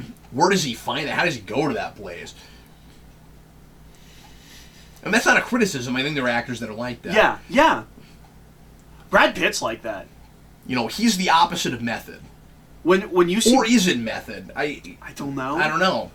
When you see Brad Pitt in interviews, it's like, how does this guy give the performances he does? Because this guy doesn't seem like he's smart enough to understand the human condition in the way that his performances do. Do you mean he talks about things kind of in a more superficial way, or... Because I've never listened to Brad Pitt in interviews. He always seems like a surfer dude to me. Like, really? not exactly a surfer dude, but, like, he's either, like, always drunk or high. Like, he's really out of it. Like, he's just, like, a guy. He's too laid back. Yeah. Seems like he should be delivering pizzas, but instead he's making millions of dollars. Yeah. Yeah. And yet, somehow, he can do Fight Club and Interview with a Vampire and, like, all of these movies where he's amazing. And Inglourious Basterds. But it is nice that he starts describing what the point of the Mandarin is. Like, he understands all this and why they're doing it. But for him, it's just a challenge and a paycheck. And I like that he says... Oh, and he also just told us that nobody dies. Yeah. So no, we know for sure he didn't kill those people. Or if someone died, he didn't realize he was part of it. Which is also possible, because he's really out of it. But I like that he says, he talks about the think tank thinked it up, which is a great bad line. Yeah. And he says the psychology of a terrorist, and I think that's important, how they designed this character. Now I will say, he's lucky he's still alive. Having listened to what are they gonna do? Replace him? They at least have to wait till Christmas. Yeah, that's a good point. This is another Shane Black thing. Kidnapping is a big Shane Black thing. It happens in Lethal Weapon. Well, kidnapping happens, but also specifically like being tied up to be tortured. And the protagonist having that happen to them, not just saving. Yeah. Because Riggs gets tied up in the thing, and Murtaugh's tied to the chair. Yep. In Lethal Weapon 2, I don't think that happens. But it's a reoccurring theme in his. Yeah, is there not any torture with either of them in that? I can't remember. I don't think so. I've seen it the one time now. Yeah, but this is a big reoccurring thing. There's a really good one in Long Kiss Goodnight.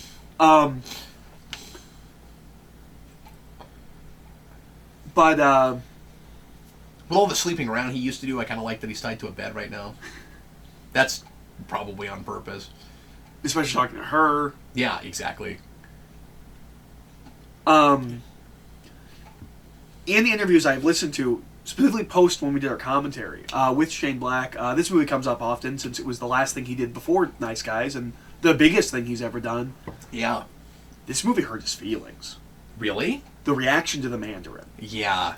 And he talked about, he's like, I thought we had because as far as he was concerned making this movie, Killian was the cinematic Mandarin. Yeah. And he's like... And that's not an excuse. And people who don't like that talk about that, well, that's an excuse.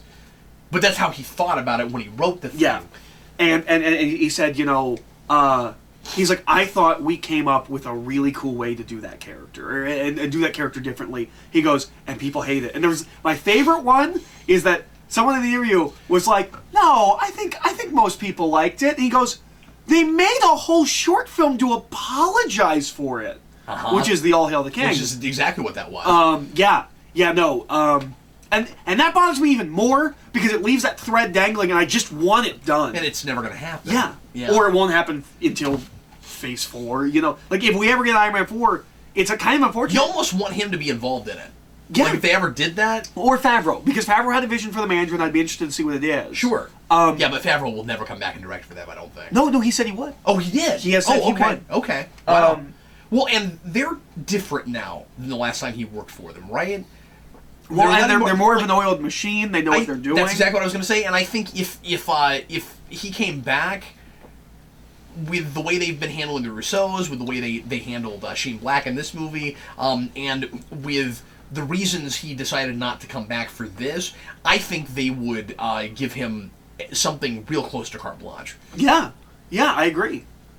There would be no excuse for Favreau's next Marvel movie to not be amazing. No excuse. Yeah, absolutely. As talented of a director as I think he is. But I would like to see him come back and do something that's not Iron Man. I really would. And I think he said he would do that too. I think it'd be cool. I don't know what, but I think it'd be cool for like maybe another new character. I mean, that's obvious, but sure, but like maybe even another like new character that they haven't done yet. That he starts another franchise. Yeah. I really like these. They're just a cool little device. You know what would kind of be a coup? Because I think he might be versatile enough for it. Be kind of a coup if Favreau directed an episode of Daredevil. Ooh, that'd be cool. That would be really cool. Yeah, right.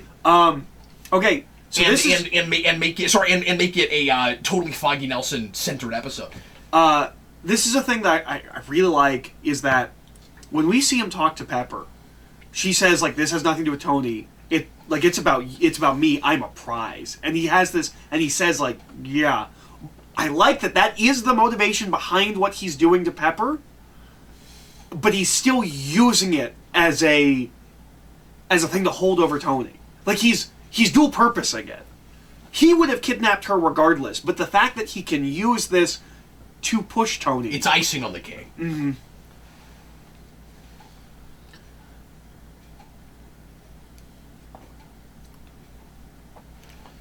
That would be a horrible thing to do to yourself. To explode yourself? Yes. That'd be horrible. I really like that. Yeah. And that's a real Shane Black thing. Yep. And he's wearing a white suit. That's the other thing. It's blonde guys with white suits are the bad guys. A lot in Shane Black stuff. Specifically Pretty Boys. I know I said this earlier, I still think it is so weird that these two worlds collided for you. Yes! It is. It's really weird. Did I say world? You did. It's really world. It's really world. Yeah. It's a weird, wide world. No. It's really weird. These are two of your, if not your two favorite things sandwiched together. This is like a you can die happy now kind of movie. Yeah. And it's got the Mandarin, who's my favorite superhero. And not exactly, but I really... And I have recently now gotten to experience this with a couple of things, too. Not like a person I love working on a thing, but just stuff I never thought I'd get to see that I've always wanted to see. I mean, theoretically... Can you think of anything? We'll see how it turns out, but theoretically Fuller on... Yeah, but he's gone now. But it's on hiatus now. Yeah, but we don't know if that's why. I mean, we don't know if they're gonna bring him back. If that happens, sure. But it's not like Fuller's my favorite. But like, I like Fuller on Star Trek already. Like, yeah. He's perfect for that material. But it's not like, oh my god, my favorite. It's not like Ben Edlund is making Batman or 60s Batman or something like that. Yeah. Ben Edlund should do 60s Batman. Now, Ben Edlund did work on Gotham, and if that had been, better, yeah, Ben Edlund did get to do a Batman thing. Yeah, that's really true. Cool. But like, I don't know. It'd be like joke. If you got, I'm trying to think of like okay, Ben Edlund doing Hitchhiker. Yeah. Yes. That'd be my holy grail. Yeah. But my favorite screenwriter making a movie for my favorite superhero is a big deal. And then it turned out as well as you think it did. Yeah. And see, these are scenes that kind of bored me in the theater for whatever reason. And I really do think knowing this director is a prerequisite for appreciating this movie. Do you? Do you think an appreciation? I really do. Because I'm appreciating, or maybe just for me, because I'm appreciating it a lot more having recently seen. There's an adjustment that I've made. It's interesting in my mind. because it's not lowering standards. It's a lateral move from one genre to another. It's interesting because and a kind of filmmaking too. Steve talked about how he didn't like this film initially, and then he read a bunch of Iron Man comics. Now he loves it. Oh, interesting. And I wonder if he also gets more into Shane Black in that time, because Steve also liked Shane that's Black. probably the most important thing he says. Yeah. Well, there's a whole thing here that we barely talked about in the original commentary that I really do want to talk about, that you mentioned a little bit earlier, which is, I think more so and more importantly than Winter Soldier, this says some really interesting political things. Yes. Because they're not political. This is not a like government is bad. This is not a government is bad movie. It's government and business together making propaganda to make people afraid to sell product. Yeah. And specifically sell more military product, but it's a really interesting thing where the idea of we're trying to change what people are in order to sell to them. Yeah. Which is, again, why I said earlier we have to have TV stuff in this. Yeah, well, and you're afraid because of... that's arguably what television has been doing to us for decades. It's... We refer to a lot of things as being post 9/11. Yeah. This is kind of post 9/11. 9/11 doesn't make this film. The world after 9/11 makes this movie. Absolutely. And how you couldn't have made this movie in 2003. Yeah, no. We had to have created that culture. Yeah, this is all... It's all about marketing fear. And I think that's really important. I think a lot of people don't see it. And I know this is a show that, for whatever reason, we bring up a lot, but I wish 24 had done this season. Oh, yeah. Right? Because isn't it... Why didn't Shane Black work on 24? It would have been wonderful. Because isn't it weird that show kind of sort of... It feels like a post 9/11 thing, and it starts before 9/11. Yeah. You know? I don't mean that it actually is a post thing. I just mean, like, it's already, like, the world of the War on Terror before that's even really started. Yeah. And Shane Black also does a 9/11 truther movie before 9/11 happens. Because Long Kiss Goodnight is about the government causing a major disaster that they are going to blame on, I believe it's the Middle East, it might be the Russians, as an excuse to go to war and get supplies. There were a lot of things right before 9/11 that seem to have sort of called it, or just weird. Well, that film's like 95, 96. It's coming off of the First World Trade Center bombing, yeah. And there were theories on that one that the U.S. government did it. Uh-huh. And so he kind of took that. Shane Black does the rip from the headlines thing, but it doesn't feel cheap or just like ripped from the headlines. It's things he's been thinking about. Sure.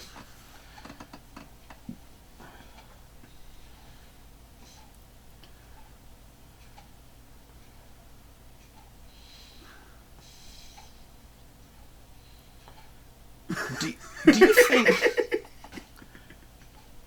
Yeah, people have been hurt, but did he actually pull a trigger? Well, he said, I never thought someone? people... Yeah, I'm not sure. I really don't think so. Because they would be relying too much on his constantly being inebriated. Because he would know. That joke is in The Nice Guys? What is it again? He goes, if you tell us what we want to know, he'll stop doing it. And then yeah! And then he puts the gun to him and burns him. That exact joke is in The Nice Guys, where he slams the guy's head into the table.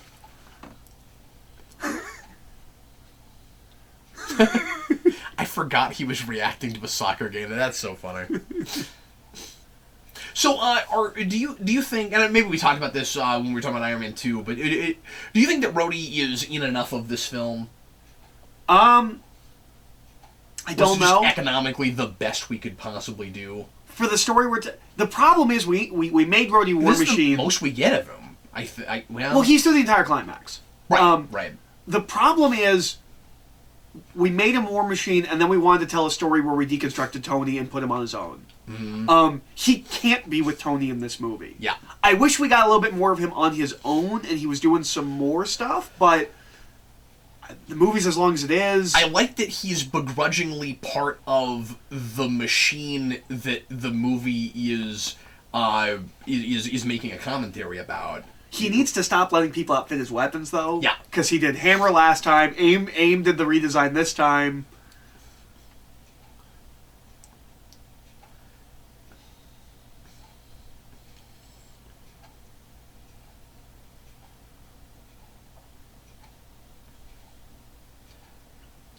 I think this guy has a surprising amount of presence and feels like a real person, given how little in the film he's in and how he just got introduced just now. Or no, do we see he's him in a little bit earlier? earlier because I mentioned him earlier. I said he has passed that's away right. since we last did That's the right. commentary. His name And is Miguel Ferrer. We might have talked about this in the other commentary, but I think it's really easy for an audience to think that's his introduction. Yeah, Like yeah, I that's sure. just did. William Sadler's President Ellis, which cements Obama must be a one-term president. Yep. Oh my In the Marvel god, I Cinematic just Universe. can't wait till we finally get to his stuff in DS9. Obama? No, him. You will, Sadler, you will appreciate him so much more when you get his stuff in DS9, because he's great. Yeah, mostly I And just he know him as plays Death in Bill and Ted 2. the opposite character in this. The exact. I mean, he's the head of an evil Black Ops organization. That's what he is. Of the evil Black Ops organization in Star Trek that nobody knew existed until he shows up. Oh, I think you've mentioned that one before. That's the one that RoboCop runs Section in. 31. Section 31. No, Or is RoboCop like a precursor to that? No, he's a totally different thing. Oh, okay. He's actually kind of the opposite. Well, no, not really, but he runs a terrorist group from the moon. No, I meant in Darkness. Oh, in Darkness, yes, Okay. that is dark. Sorry. Because season 4 of Enterprise also does Section 31, and like 2 episodes before his episode. I try to keep track of all this Star Trek stuff in my head. Yeah, I know it's hard because you haven't actually seen it, but yeah. I like that. I like shooting with the suit. Yeah. Shooting a gun. Because that's his natural state. That's a he good wouldn't be point. used to being in the armor. Well, that's a great point. I also... But no, it is sort of opposite because in Enterprise that guy is a RoboCop. He runs a xenophobic group, and Section 31 is trying to protect the Federation, so they're not xenophobic. But anyway, I think it's interesting because it's such a... I feel like I've seen that guy. Maybe. He looks a little bit like the main character in 24 right now, but I don't know if that's him. I don't know. It's probably not. I just can't tell. But anyway, I'm sorry. Go ahead. I think it's interesting, given what a kind of trope and staple it is of action-adventure films. This is the first, and so far only in the Marvel Cinematic Universe, Save the President movie. Yeah, you know what's really weird? And I don't want to compare these things too much because it's not fair, but in Legends of Tomorrow, they unceremoniously kill a president and no one cares. And it's great. We don't know anything about that person. This is not. Did you see the Santa hat? Yeah, I saw the Santa hat. Anyway, This is sorry. Christmas. Yeah. This is not the first. I know, I guess it's not all that weird that there was a Santa hat there now that I'm thinking about it, but there was a Santa hat there. This is not the first Real Save the attention to President detail there, Shane plot Black. in our series, because obviously '90s Captain America. But Well, and it's not a Save the President plot, but there's a little bit of that next too.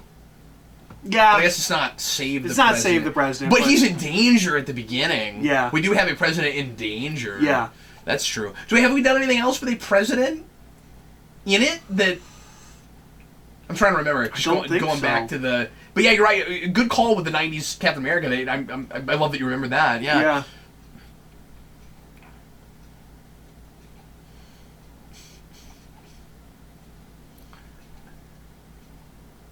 This sequence is potentially really thematically important. Yep, I was just about to make the same point. Yep.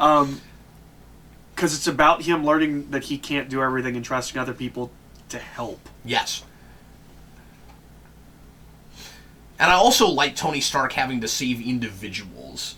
Well, as opposed to... Because, I mean, think about what he does in Age of Ultron. He's looking at the bigger picture, and when Tony Stark looks at the bigger picture as opposed to the individuals involved, he can be scary. Like, bad things can happen. He needs to see people's faces. And the beginning of Civil War is about that, too. Well, and I like... You know, when Mariah shows up Yeah. and tells him about... Yeah. It's not actually Mariah, it's just the same actress. Oh, I want the timeline to catch up. I know, I really do! I really do, too. I can't wait till we get to talk about that. But we have practice for our Civil War That's commentary. true. That's Because true. we watched that together before we came up with this. That feels like a million years ago now, Eric. This also feels like a really Shane Black-y thing in that it's taking a scene you've seen 1,000 times and turning it on its head, we've seen many, especially superhero films, someone flies out of a plane, you go save them. But doing but this is so many of them. Yeah. I've never seen that before. Yeah, and how do you save I them? love that formation. That's really cool. And that scene looks great, and that's got to be really hard to shoot. Yeah. There is a whole special feature on the DVD about it. About shooting just this. About how hard that was? Yeah. Because they just keep jumping out of airplanes and like getting shots. What they did? Yeah. Oh, that's really cool. He's not a green screen? I mean, I'm sure because the it Iron Man armor look is, or some of the Iron Man. Well, I'm not sure it would necessarily have to be. No, I mean, at least I think some of the Iron Man are CGI. Well, yeah, over yeah. a person, but no, it's almost entirely practical. Yeah, but like the armor wouldn't even have to be green screen. Yeah. Because you can shoot the background and then put the visual element on it. That's not green screen. Yeah, you're right. But yeah, no, I think it's almost entirely practical. I love that he gets hit by a bus. Yeah. And now that I've seen Shane Black things, that also seems like a Shane Black thing. Yep, exactly what I thought would happen. I understand, and I'm not even meaning like thematically and stuff. I mean, and like I always got that stuff. It just wasn't really resonating with me as much. I do think that this and Winter Soldier make for really good companion pieces. I agree, especially leading into Ultron Civil War. Because I really think knowing what Hydra's been doing with S.H.I.E.L.D. going back to this movie is really interesting. And really going back to all of them when you finally find that out. Yeah. Because you could really easily say that Miguel Ferrer, the vice president, is a Hydra agent. That could be a thing that... That's true. But I'm also thinking, like, what he is picking up on that he's trying to take advantage of is much larger than he realizes. Yeah. Because Hydra has been positioning here it is. This things... is the scene where we find out that he's... Sorry. No, I was just going to say, Hydra's been positioning things for decades to turn us all into lemmings that they can control. And that's... Some of that is what he's picking up on, but he doesn't realize just how deep it goes, and that there's a giant conspiracy. There's an interesting thing that's kind of not in this film, but hinted at. Shane Black had this whole idea for how Extremis makes you almost the next level of human, and that you would irresistibly be drawn to people with it. And there's a whole cut subplot about how Pepper sleeps with him, and like can't even help it, just like pheromones. Wow. And it's hinted at a little bit in this film, but it's interesting that you said next step of human, because that feels almost like a regression, right? Like, well, no, it's just they are. But that it taps into primal instincts. Well, it taps into our primal instincts. Right. We are irresistibly drawn to them because they're beyond us. Oh, I got you. And it's not really in this film. You could see. Oh, so like it turns us into animals. Yes. Oh, yes. Interesting. Okay. And you can see little bits of it in this in the. But it doesn't make movie. them more primordial or anything. Yeah. No. It just makes us. And so there was a cut subplot where he sleeps with Pepper and shoots a sex tape and like releases it. And that was in an earlier draft. And there's little bits of it, but I think it's interesting going with that idea that he refers to Pepper as a trophy, and that he has to make her Extremis. Like, he has to bring her up to his level, and like he has to make her the perfect woman. She has to be worthy of him. Yeah. Okay, so you know what I want to do now? I want to go back to Shane Black movies and figure out what. And this is all Iron Man 2E as well. Or, I mean, Iron Man, Lethal Weapon 2E as well. It's at docks. It is. Now, it wasn't supposed to be. It was supposed to be an oil rig, which makes sense because the whole speech about oil couldn't find an oil rig to shoot at. But the whole dock thing makes it. Which is weird because we just made a movie about a real life thing that happened at an oil rig. It might have just been a scheduling thing. Yeah. But. Oh, but then there's oil here? Well, they're going to dump the oil. I got you, okay. I think the whole... I forget if they say it yet or if they will say it. I think the plan is that they're going to cover him in oil and, like, make a big symbolic thing about it. Mm-hmm. I can't remember if he's talked to the president yet, but he has a whole thing about how there was a major oil spill, and the president, and because of the president, not one fat cat went to jail or saw any prison time. There was no fines. Oh, I forgot about all that. And the president. And remember, this was shortly after a real oil spill. Yeah, that was a big deal, and that's what that movie I was talking about is about. And the president was like, do you care about that? He goes, no. I just need something that's going to play well to the public. He is because it's all about politics and maneuvering. Yeah. He doesn't believe in any of the things he's saying. he's just saying things that he knows, and that's scary. And probably has no actual ideology. It's all about getting ahead. And that's really scary, the idea that you can... And that's the world we live in. And the idea that people can, and they do, pick up on things that make people passionate and use it. Mm-hmm. And not believe it. And they don't actually have that passion themselves. Yep. And they could easily go on the other side. Yep. And they all would have done great high school debate. You can figure out what will motivate people and use it. Yep. What I was going to say... This movie's about a lot of stuff. About a lot of stuff. What I was going to say a minute ago is I would love to go back to Shane Black films and see what the average is of action set pieces, because or see if there seems to be like a number he tends to go to, because one of the things I'm noticing in comparing this to Iron Man 2 is that there are a lot more action scenes. And of course it's a Shane Black movie and he makes action films, and they're all driving the story, and they come from... That's great. I forgot he said that. But you know they come from the story. We're not building the story around action set pieces, or at least it doesn't feel like we are. But I meant to mention this earlier. It's Christmas. Take it to church. At the moment, his house gets blown up. That's about the place in Iron Man 2 where we get the best action scene in that movie, and then we never live up to it again. This movie, of course, does not have that problem. Well, Shane Black talks a lot about the kind of setup payoff, but he talks a lot about how much he dislikes action movies now, and that you have to build two things and then... That's my favorite. Igor. I love that thing. You have to... I don't know why. I just love it. I think I like it because it does not look like a thing he could actually wear. It doesn't look like he could put himself in that. That's true. He would almost need to like be a hunchback to wear that. He'd have to hunch over him. Anyway, I'm sorry, what was saying? He doesn't like modern action movies. Yeah, he doesn't like modern action movies. And the way he describes it and explains because it's too formulaic, or no. It's that when you make an action movie, it should be. He describes it like telling a joke, set up, punchline. And modern action movies start big, stay big, That's the end bus big. at the end of that scene. Yeah. Whereas modern action movies start big, stay big, end big. It's just punchline. It's not even necessarily building and getting and like topping your last joke. No. You just have to have time in between, and you have to get to that place again. You have to let them breathe. He talks about... it's music in a musical. You're just in bad musicals where you're just, while the people are talking, you're waiting for the next song. Well, and he talks about how I've used that metaphor 100 times. Bad formulaic sitcoms come from when we had when we actually shot sitcoms in front of live studio audiences. There was charts that tracked the laughs, and there would be these big laughs. And executives would look at it and be like, well, I want all of it to be there. And he's like, but you have to do setup and payoff. Yeah. And also you have to breathe. Yeah. It's not just setup payoff, it's downtime. Yeah. It's breathe. You have to... Those laughs happen because we surprise you with it. You don't expect it to happen. You can't keep it at that level forever. And that's how he feels like a lot of modern action movies do. Is you're trying to sustain this. It's about the flow of it. Yeah, it's the same thing as if...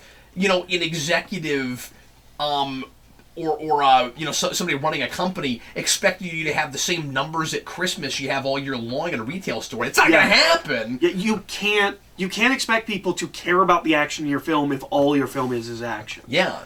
And then that he's not talking about formula, but that's how the formula happens. Yeah.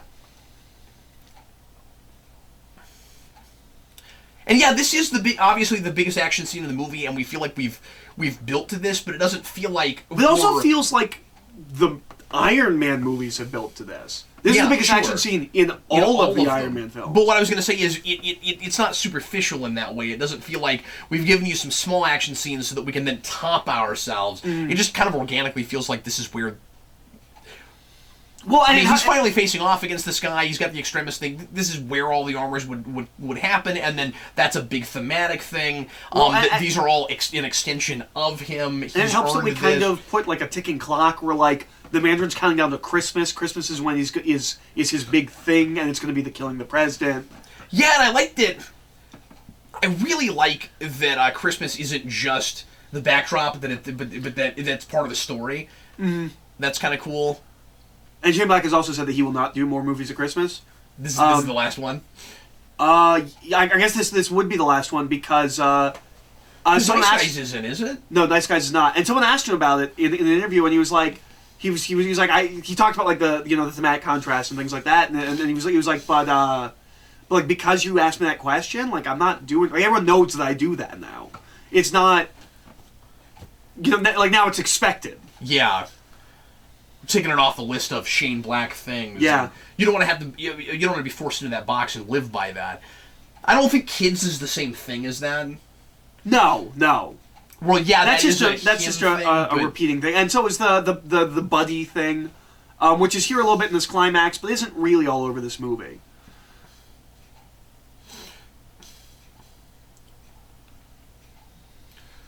That's a little Lethal Weapon 2 if it had a huge budget. Yeah, that's how we kill the bad guy at the end of Lethal Weapon 2. Yeah, you're right. This aesthetically is the end of that movie. I mean, it looks a lot like it. Just huge. The atmosphere is a little different, but some of the banter is real similar. I like that this president is a not great person in the same way that a lot of presidents, almost some people would argue by necessity have to be not great people, but he's not a horrible man. Well, it seems like there seems to be some humanity to this guy. It seems like it's mostly just compromises he's made with the job. It doesn't seem like he's a bad person. Some people would argue that makes you a bad person, but those people don't understand how the world works, specifically being the president, but or a politician in general. Presidents, it's very specific.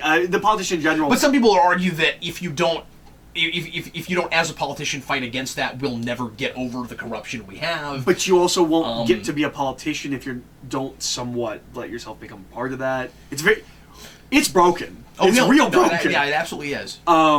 And this is as political as I've ever allowed myself to get on this channel, but it's real tough. Well, and it's really apolitical. We're not talking about Republicans, Democrats, or anything like that. It's just the system. Certainly not. Yeah, but you can't talk about the truth in this movie without agreeing with what it's saying is the truth about the country we live in, with its commentary and I would say criticism of that system. I also really like that this is set at Christmas, and that we're not talking about like merchandising and manipulating people that way, but inherently that comes to me. Yeah, I never thought about that. But you're right. There is a whole business side. Well, and we do have a commercial that's like selling a Christmas tree. Like it's hinted at a little bit. Because we're talking, and I mean, like again, he has that kind of stuff in his other movies, so he's thinking about that. Mm-hmm. But this is all entirely about the government side. But well, not entirely. Hollywood. Yeah. And that is the commercial business side that is not run by the government. I'm not a tattoo guy, but if I was fit, I'd get these tattoos. That's what you would do. They're real cool. Well, and L.A. specifically is a thing that repeats in Shane Black films. Conveniently, in this film, Iron Man already lives in California. That's a big thing. We got the Shredder theme again there, but faster than I've ever heard it. Bomb, bomb, bomb, and then we just move on. I don't even know who does this score. I like this score a lot. I used to know that. Is that on the back of boxes? I don't know. I don't think so. Maybe I'm looking. Well, the DP is. I like the. Here we are again. Brian Tyler? I guess I didn't know who did this score. It's really good. I like the Here We Are Again on the Roof line. We should look him up and see what else he's done. Because it has nothing to do with that first situation, and he's clearly reaching to make that comparison. Like, the villain, wants this to be poetic, and it doesn't. It's not. Interesting.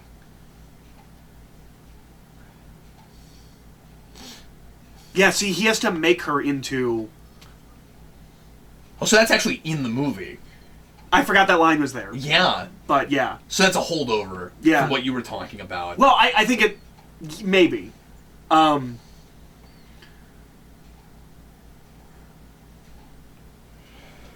do think this might be the stronger way to kill him. I've never been decided on that. I really like this as a way to kill him.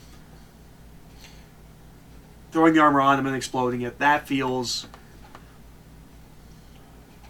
like how you do that.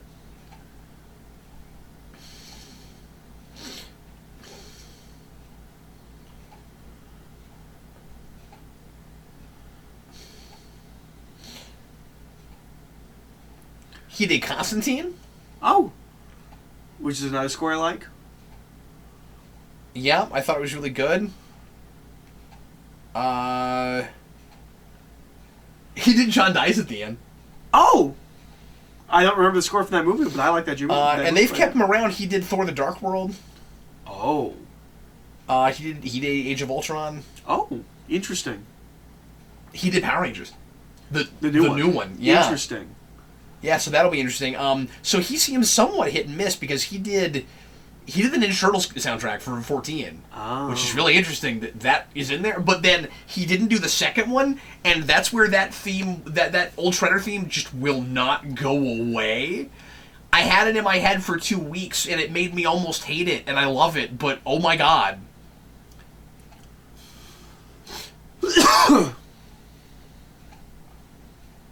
Okay, I forgot that the movie comes right out and says that. Oh, yeah. I am the Mandarin. Oh, and he actually says I am the Mandarin, too. Wow, okay. All right. Well, that's not a question of Reed anymore, Eric. No. He is supposed to be the cinematic Mandarin. As far as Shane Black was concerned, making this movie. Yeah. This is the most obvious thing in the world to say, but man behind the curtain. Yeah, That's what he is. Yeah.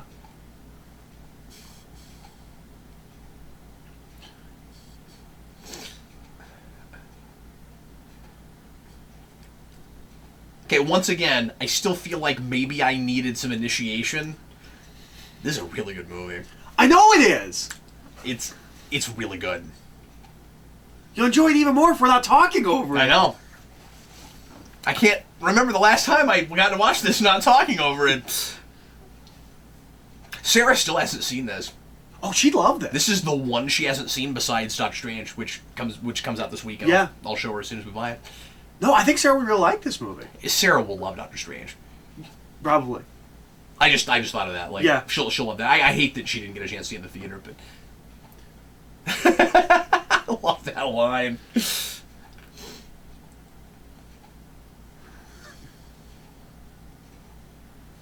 That would do it, you know.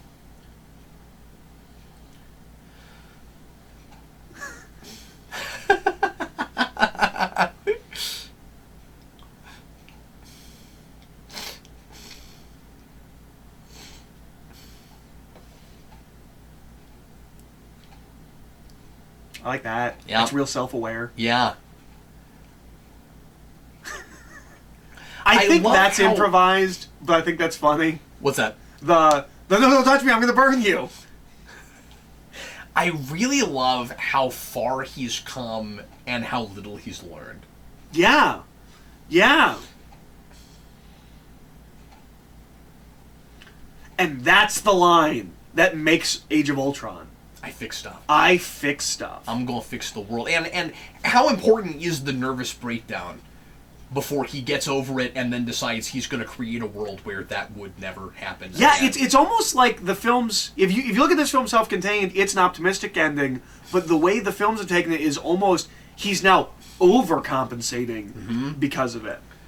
I think it's really interesting, the inherent contradiction in his saying, isn't the point that we can quit? He doesn't want to quit. Yeah. Yeah. That's not a criticism. That's the complex nature of this character. Mm-hmm.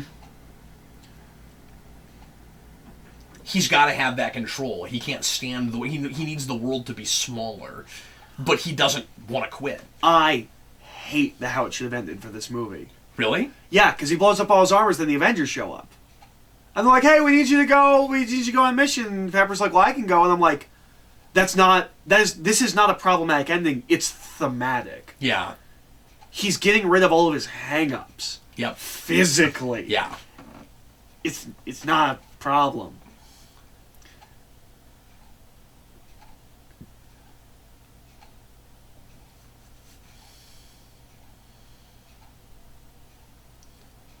Yeah, Iron Man is as much about ego as it is how he felt about what he saw when he was in the cave.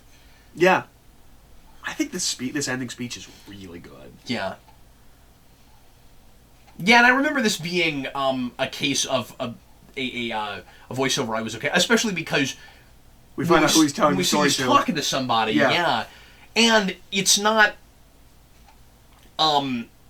contrary to the story that we've seen and like my own interpretation of the character arc, and then suddenly he's like someone is spoon feeding me something that completely goes against that, so I can't read it, which is what Constantine does. Have I talked about this?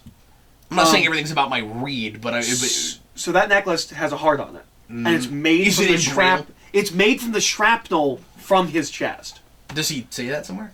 Do we know that for sure? It's in the commentary. But it's not implied. Very well. We see the shards go up, and then we see him put a necklace with bits on it that has a heart. So it's supposed to imply and the heart. And yeah. No, that's what I'm telling you. My heart. He makes her a heart necklace out of the things that were in his heart.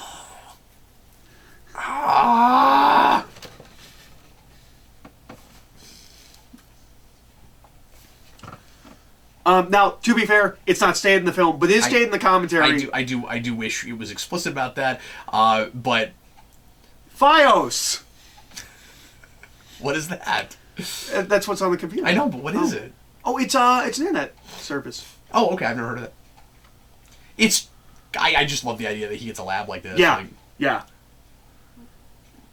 And they signed him on for multiple movies. Oh my god, it's so cute. I don't know. It gets me. They signed him on for multiple movies, and I really don't think they should have. Or I don't want him to come back. Yeah. Although I think you could do something interesting. I think it might be cool if he was a bad kid. I think it would be cool if he was in somebody else's movie. Yeah, potentially. As long as it's not contrived. Yeah.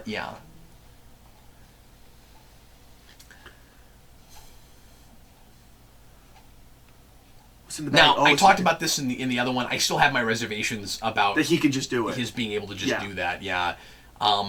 I get the importance of it, but why hasn't he done it? Especially since in Avengers he has that discussion with Banner about it, and he's like, I got the shrapnel in my heart, and I'm always, trying to keep it at bay and stuff. He needs to somewhere in this movie learn how to do that. Like, Bendis talked about this as one of the reasons I don't know how you do that, but it's really weird. And I don't know. This movie is too good for that. I don't understand it. Bendis has talked about this with his Iron Man run. Is one of the reasons that his Iron Man really bugs me. He talked about how he really likes this movie, and his run was his Iron Man 4. It is what he would do picking up from this film, not exactly because it's in the comics, but that screwdriver he picks up, which is great because that's exactly what his run was in the first place, right? Bendis. Or no, I'm sorry. That's what Fraction was doing. Yeah. And then Bendis comes in and does it. Okay. Okay. But he picks up that he picks up that screwdriver. Yeah. And he talked about how important he thought that screwdriver was. Oh my god, this is nuts and so cool. Like thematically I forgot about this. Oh, this is great. Oh, it's great. Like it was thematically for that character, and it's in the first issue of his run. Is that screwdriver? He talked about how there was a cut of the film where that was the last shot of the movie, was him picking up the screwdriver and looking at it. And I thought that was this is not just 80s movies and spy stuff. He went back and looked at the intro for the A-Team. It's TV shows. Yeah. Too. Well, A-Team and actually there's a little bit of Dallas in this too, which is a totally different thing, but the panel thing, it's not just comic books. That's what Dallas does. Oh, really? Yeah. Oh, that's cool. I'll show you that after this. But no, I love this, and I love that because I know we do the trilogy thing with everything. Character-wise, this is kind of the end of a trilogy. Absolutely. Or at least could be if we didn't move forward. Character-wise, this could have been a satisfactory and you could probably write final film. And you could probably write a paper about the 3-act thing, and then I had forgotten that we go back to scenes from the other movies with this, and so it is, this at least is trying to make it feel like a culmination. Yeah. But it works. But I still like that we're not really talking about this as a trilogy, especially because Avengers is too important. It's not a trilogy. Yeah. Because that is, Iron Man 2.5. Like, you have to have that. Well, and this was intentionally made as a possible ending because this was the last film in Downey's contract. It's just such a great end credit sequence. And it's nuts because it's a TV intro, and we talked about that in the other commentary. But like, if you had a Tony Stark TV show, this is the intro. Yep, that's nuts. Now we could have opened the movie with something like this, and I don't think it would have been inappropriate. Although maybe it's too dark for it. Like maybe you have to have the triumphant happy ending and then have this. Yeah, that might be important. I also love how we do the logo. I mean, it opens silly, but it doesn't open that. I love that. The Iron Man spelled out and it coming at you. I really like that. It wouldn't be consistent, but I almost wish that's what it was officially called. I almost wish it was spelled out on the box like that. That'd be really cool. Like, you know what? People are complaining that this is the only series we have that's numbered. We're gonna do something different with it. 3. Well, really that was different. I'm gonna go as far as to say, like, we talked over it the whole time. Mm-hmm. I was paying as much attention as I possibly could as we were discussing it. I feel like I have not seen this movie before. Like that's where I'm at right now. This feels like the first time I've seen this film, and that's kind of what I thought might happen with the like I said, the initiation thing. Mm-hmm. And the hazing. I mean, I hope it's not just a self-fulfilling prophecy where, like, that's what I hoped would happen, and so I psyched myself out and I got myself... I don't think so. Mm-hmm. People have been begging me to finally get that rewind done because there's not a good place for it, because we don't know if we're ever going to get an Iron Man 4. Well, I gave you Christmas. And doing these in order, that's probably what I'll try to do. Because I said that, it was before Christmas. You're like, well, there's no way I'll be able to do it by Christmas. And I'm like, well, I mean, Christmas. Maybe next Christmas, yeah. So that might happen. I am, it's going to be really interesting when I finally get to it. I'm actually looking forward to it now in a way I wasn't before. So, yeah. That's good. But I'll certainly watch Lethal Weapon again before I do it. Partly just because I really like that movie now. Both of them. Yeah. Yeah, but at least the first one because it's at Christmas. Yeah, yeah. You might end up buying those movies. Oh, yeah, definitely. Is that 4-pack is real cheap. Or does the text feel real small? Yeah, it does. There's just so many names. I don't know. It feels I don't even think small. It's the number of names. I'm not... And like a little blurry? I don't know why we formatted this the way we did. Yeah. Like, I'm having trouble reading some of these names. It's almost like it's truncated. Like, yeah. Why isn't it taking up more of the screen? That's weird. That's a bizarre choice. This theme rocks. Yeah. It's really good. It's really triumphant. Yeah. And we didn't go back. He's not playing with what was done before this. No. It's not too far away from that, but he's not writing around it. He's not riffing it. And he's not using it anywhere. I guess it's possible that comes up somewhere and I didn't notice it, but I feel like I would have noticed it. Yeah. I'm going to mention this earlier, too. I think, and maybe we've talked about this before, but I feel like one big argument for the Mandarin twist and the way that's all handled is this comes out right after Dark Knight Rises. Do you really want Bane again? Yeah, yeah. And I'm not saying that you couldn't have... Andy Granoff, Bob Layton, Dave McClany, John Byrne, Ken Good, Len Kaminsky, and Warren Ellis. Fraction's not mentioned. Which is weird. And it's weird because he's mentioned in the commentary. Yeah. Or in an interview with because this is co-written by someone else. Unless he got a credit somewhere else that we didn't see. That's possible.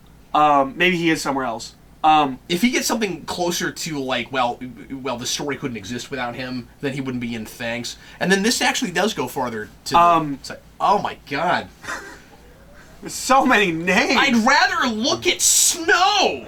I'd rather look at Static. But the co-writer of this film, whose name escapes me, it's Matt Fraction. I listened to an interview with him where he talks about how he thinks the first Dark Fractions, Iron Man is one of the best Iron Man stories, like a great, like real, like quintessential Iron Man story, and one of the seminal runs. Yeah, and that's the one where specifically that first story arc, a lot of this comes from, or is influenced by. I'm not saying it's based on it, but it's certainly its fingerprints are on this. This in a way feels like a million years ago to me because I remember thinking it was Extremis. I did too. Yep, I always pronounce it that way. And since this movie, I've never thought of that again. Yep, until just now. Because I don't know, it comes up more in conversation because this movie did it, and I feel like it maybe comes up in a couple of things in MCU after this movie where just people throw that and it's like Shield TV shows. Yeah, it is in Shield. It's one of those things where I always assumed it was Extremis because it's a comic book. Yeah. And we use extreme all the time. And like I forget who it was, but someone corrected me once and was like, "It's Extremis because I forget what it was, but it's like something scientific, where like it's extremities, like that kind That's of." what I was going to say. It's not just the, and because we were thinking the root of it is extreme. Yeah. The root of it is actually extremities. Yeah. Well, that makes sense given what it is. Mm-hmm.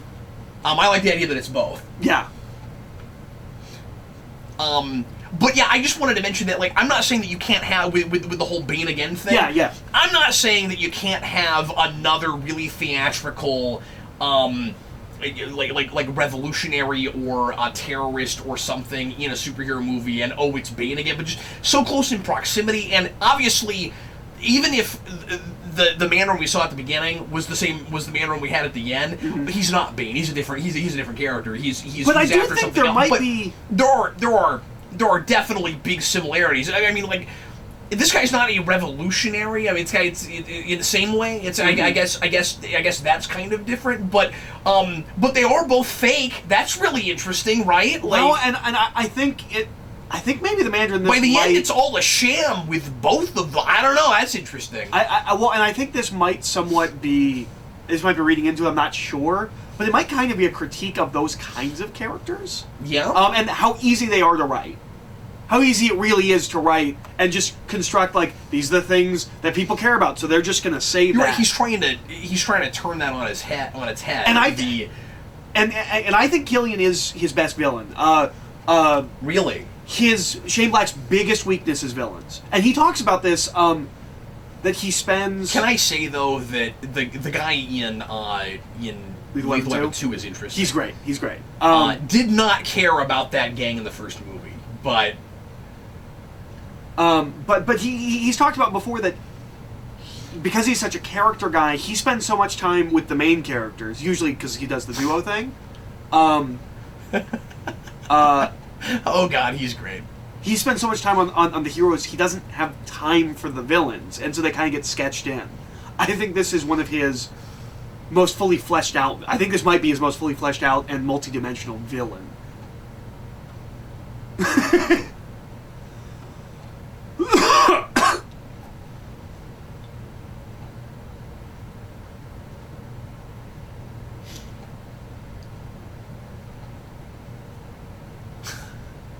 Well, this is longer than I... Yeah.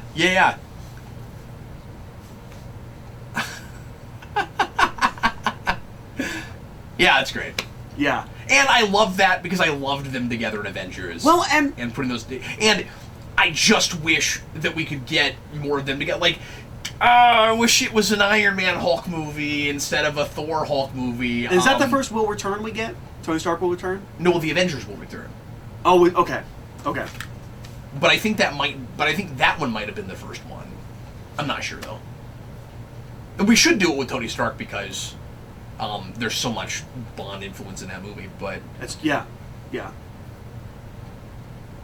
Folks, thanks always for watching. We sure appreciate it. Boy, this was an experience. I really enjoyed that. Thanks a lot, Eric. And we will see you again tomorrow with another one and the next film. And once again, I forgot to look it up. I want to say it's the Wolverine. It's either the Wolverine or Dark World.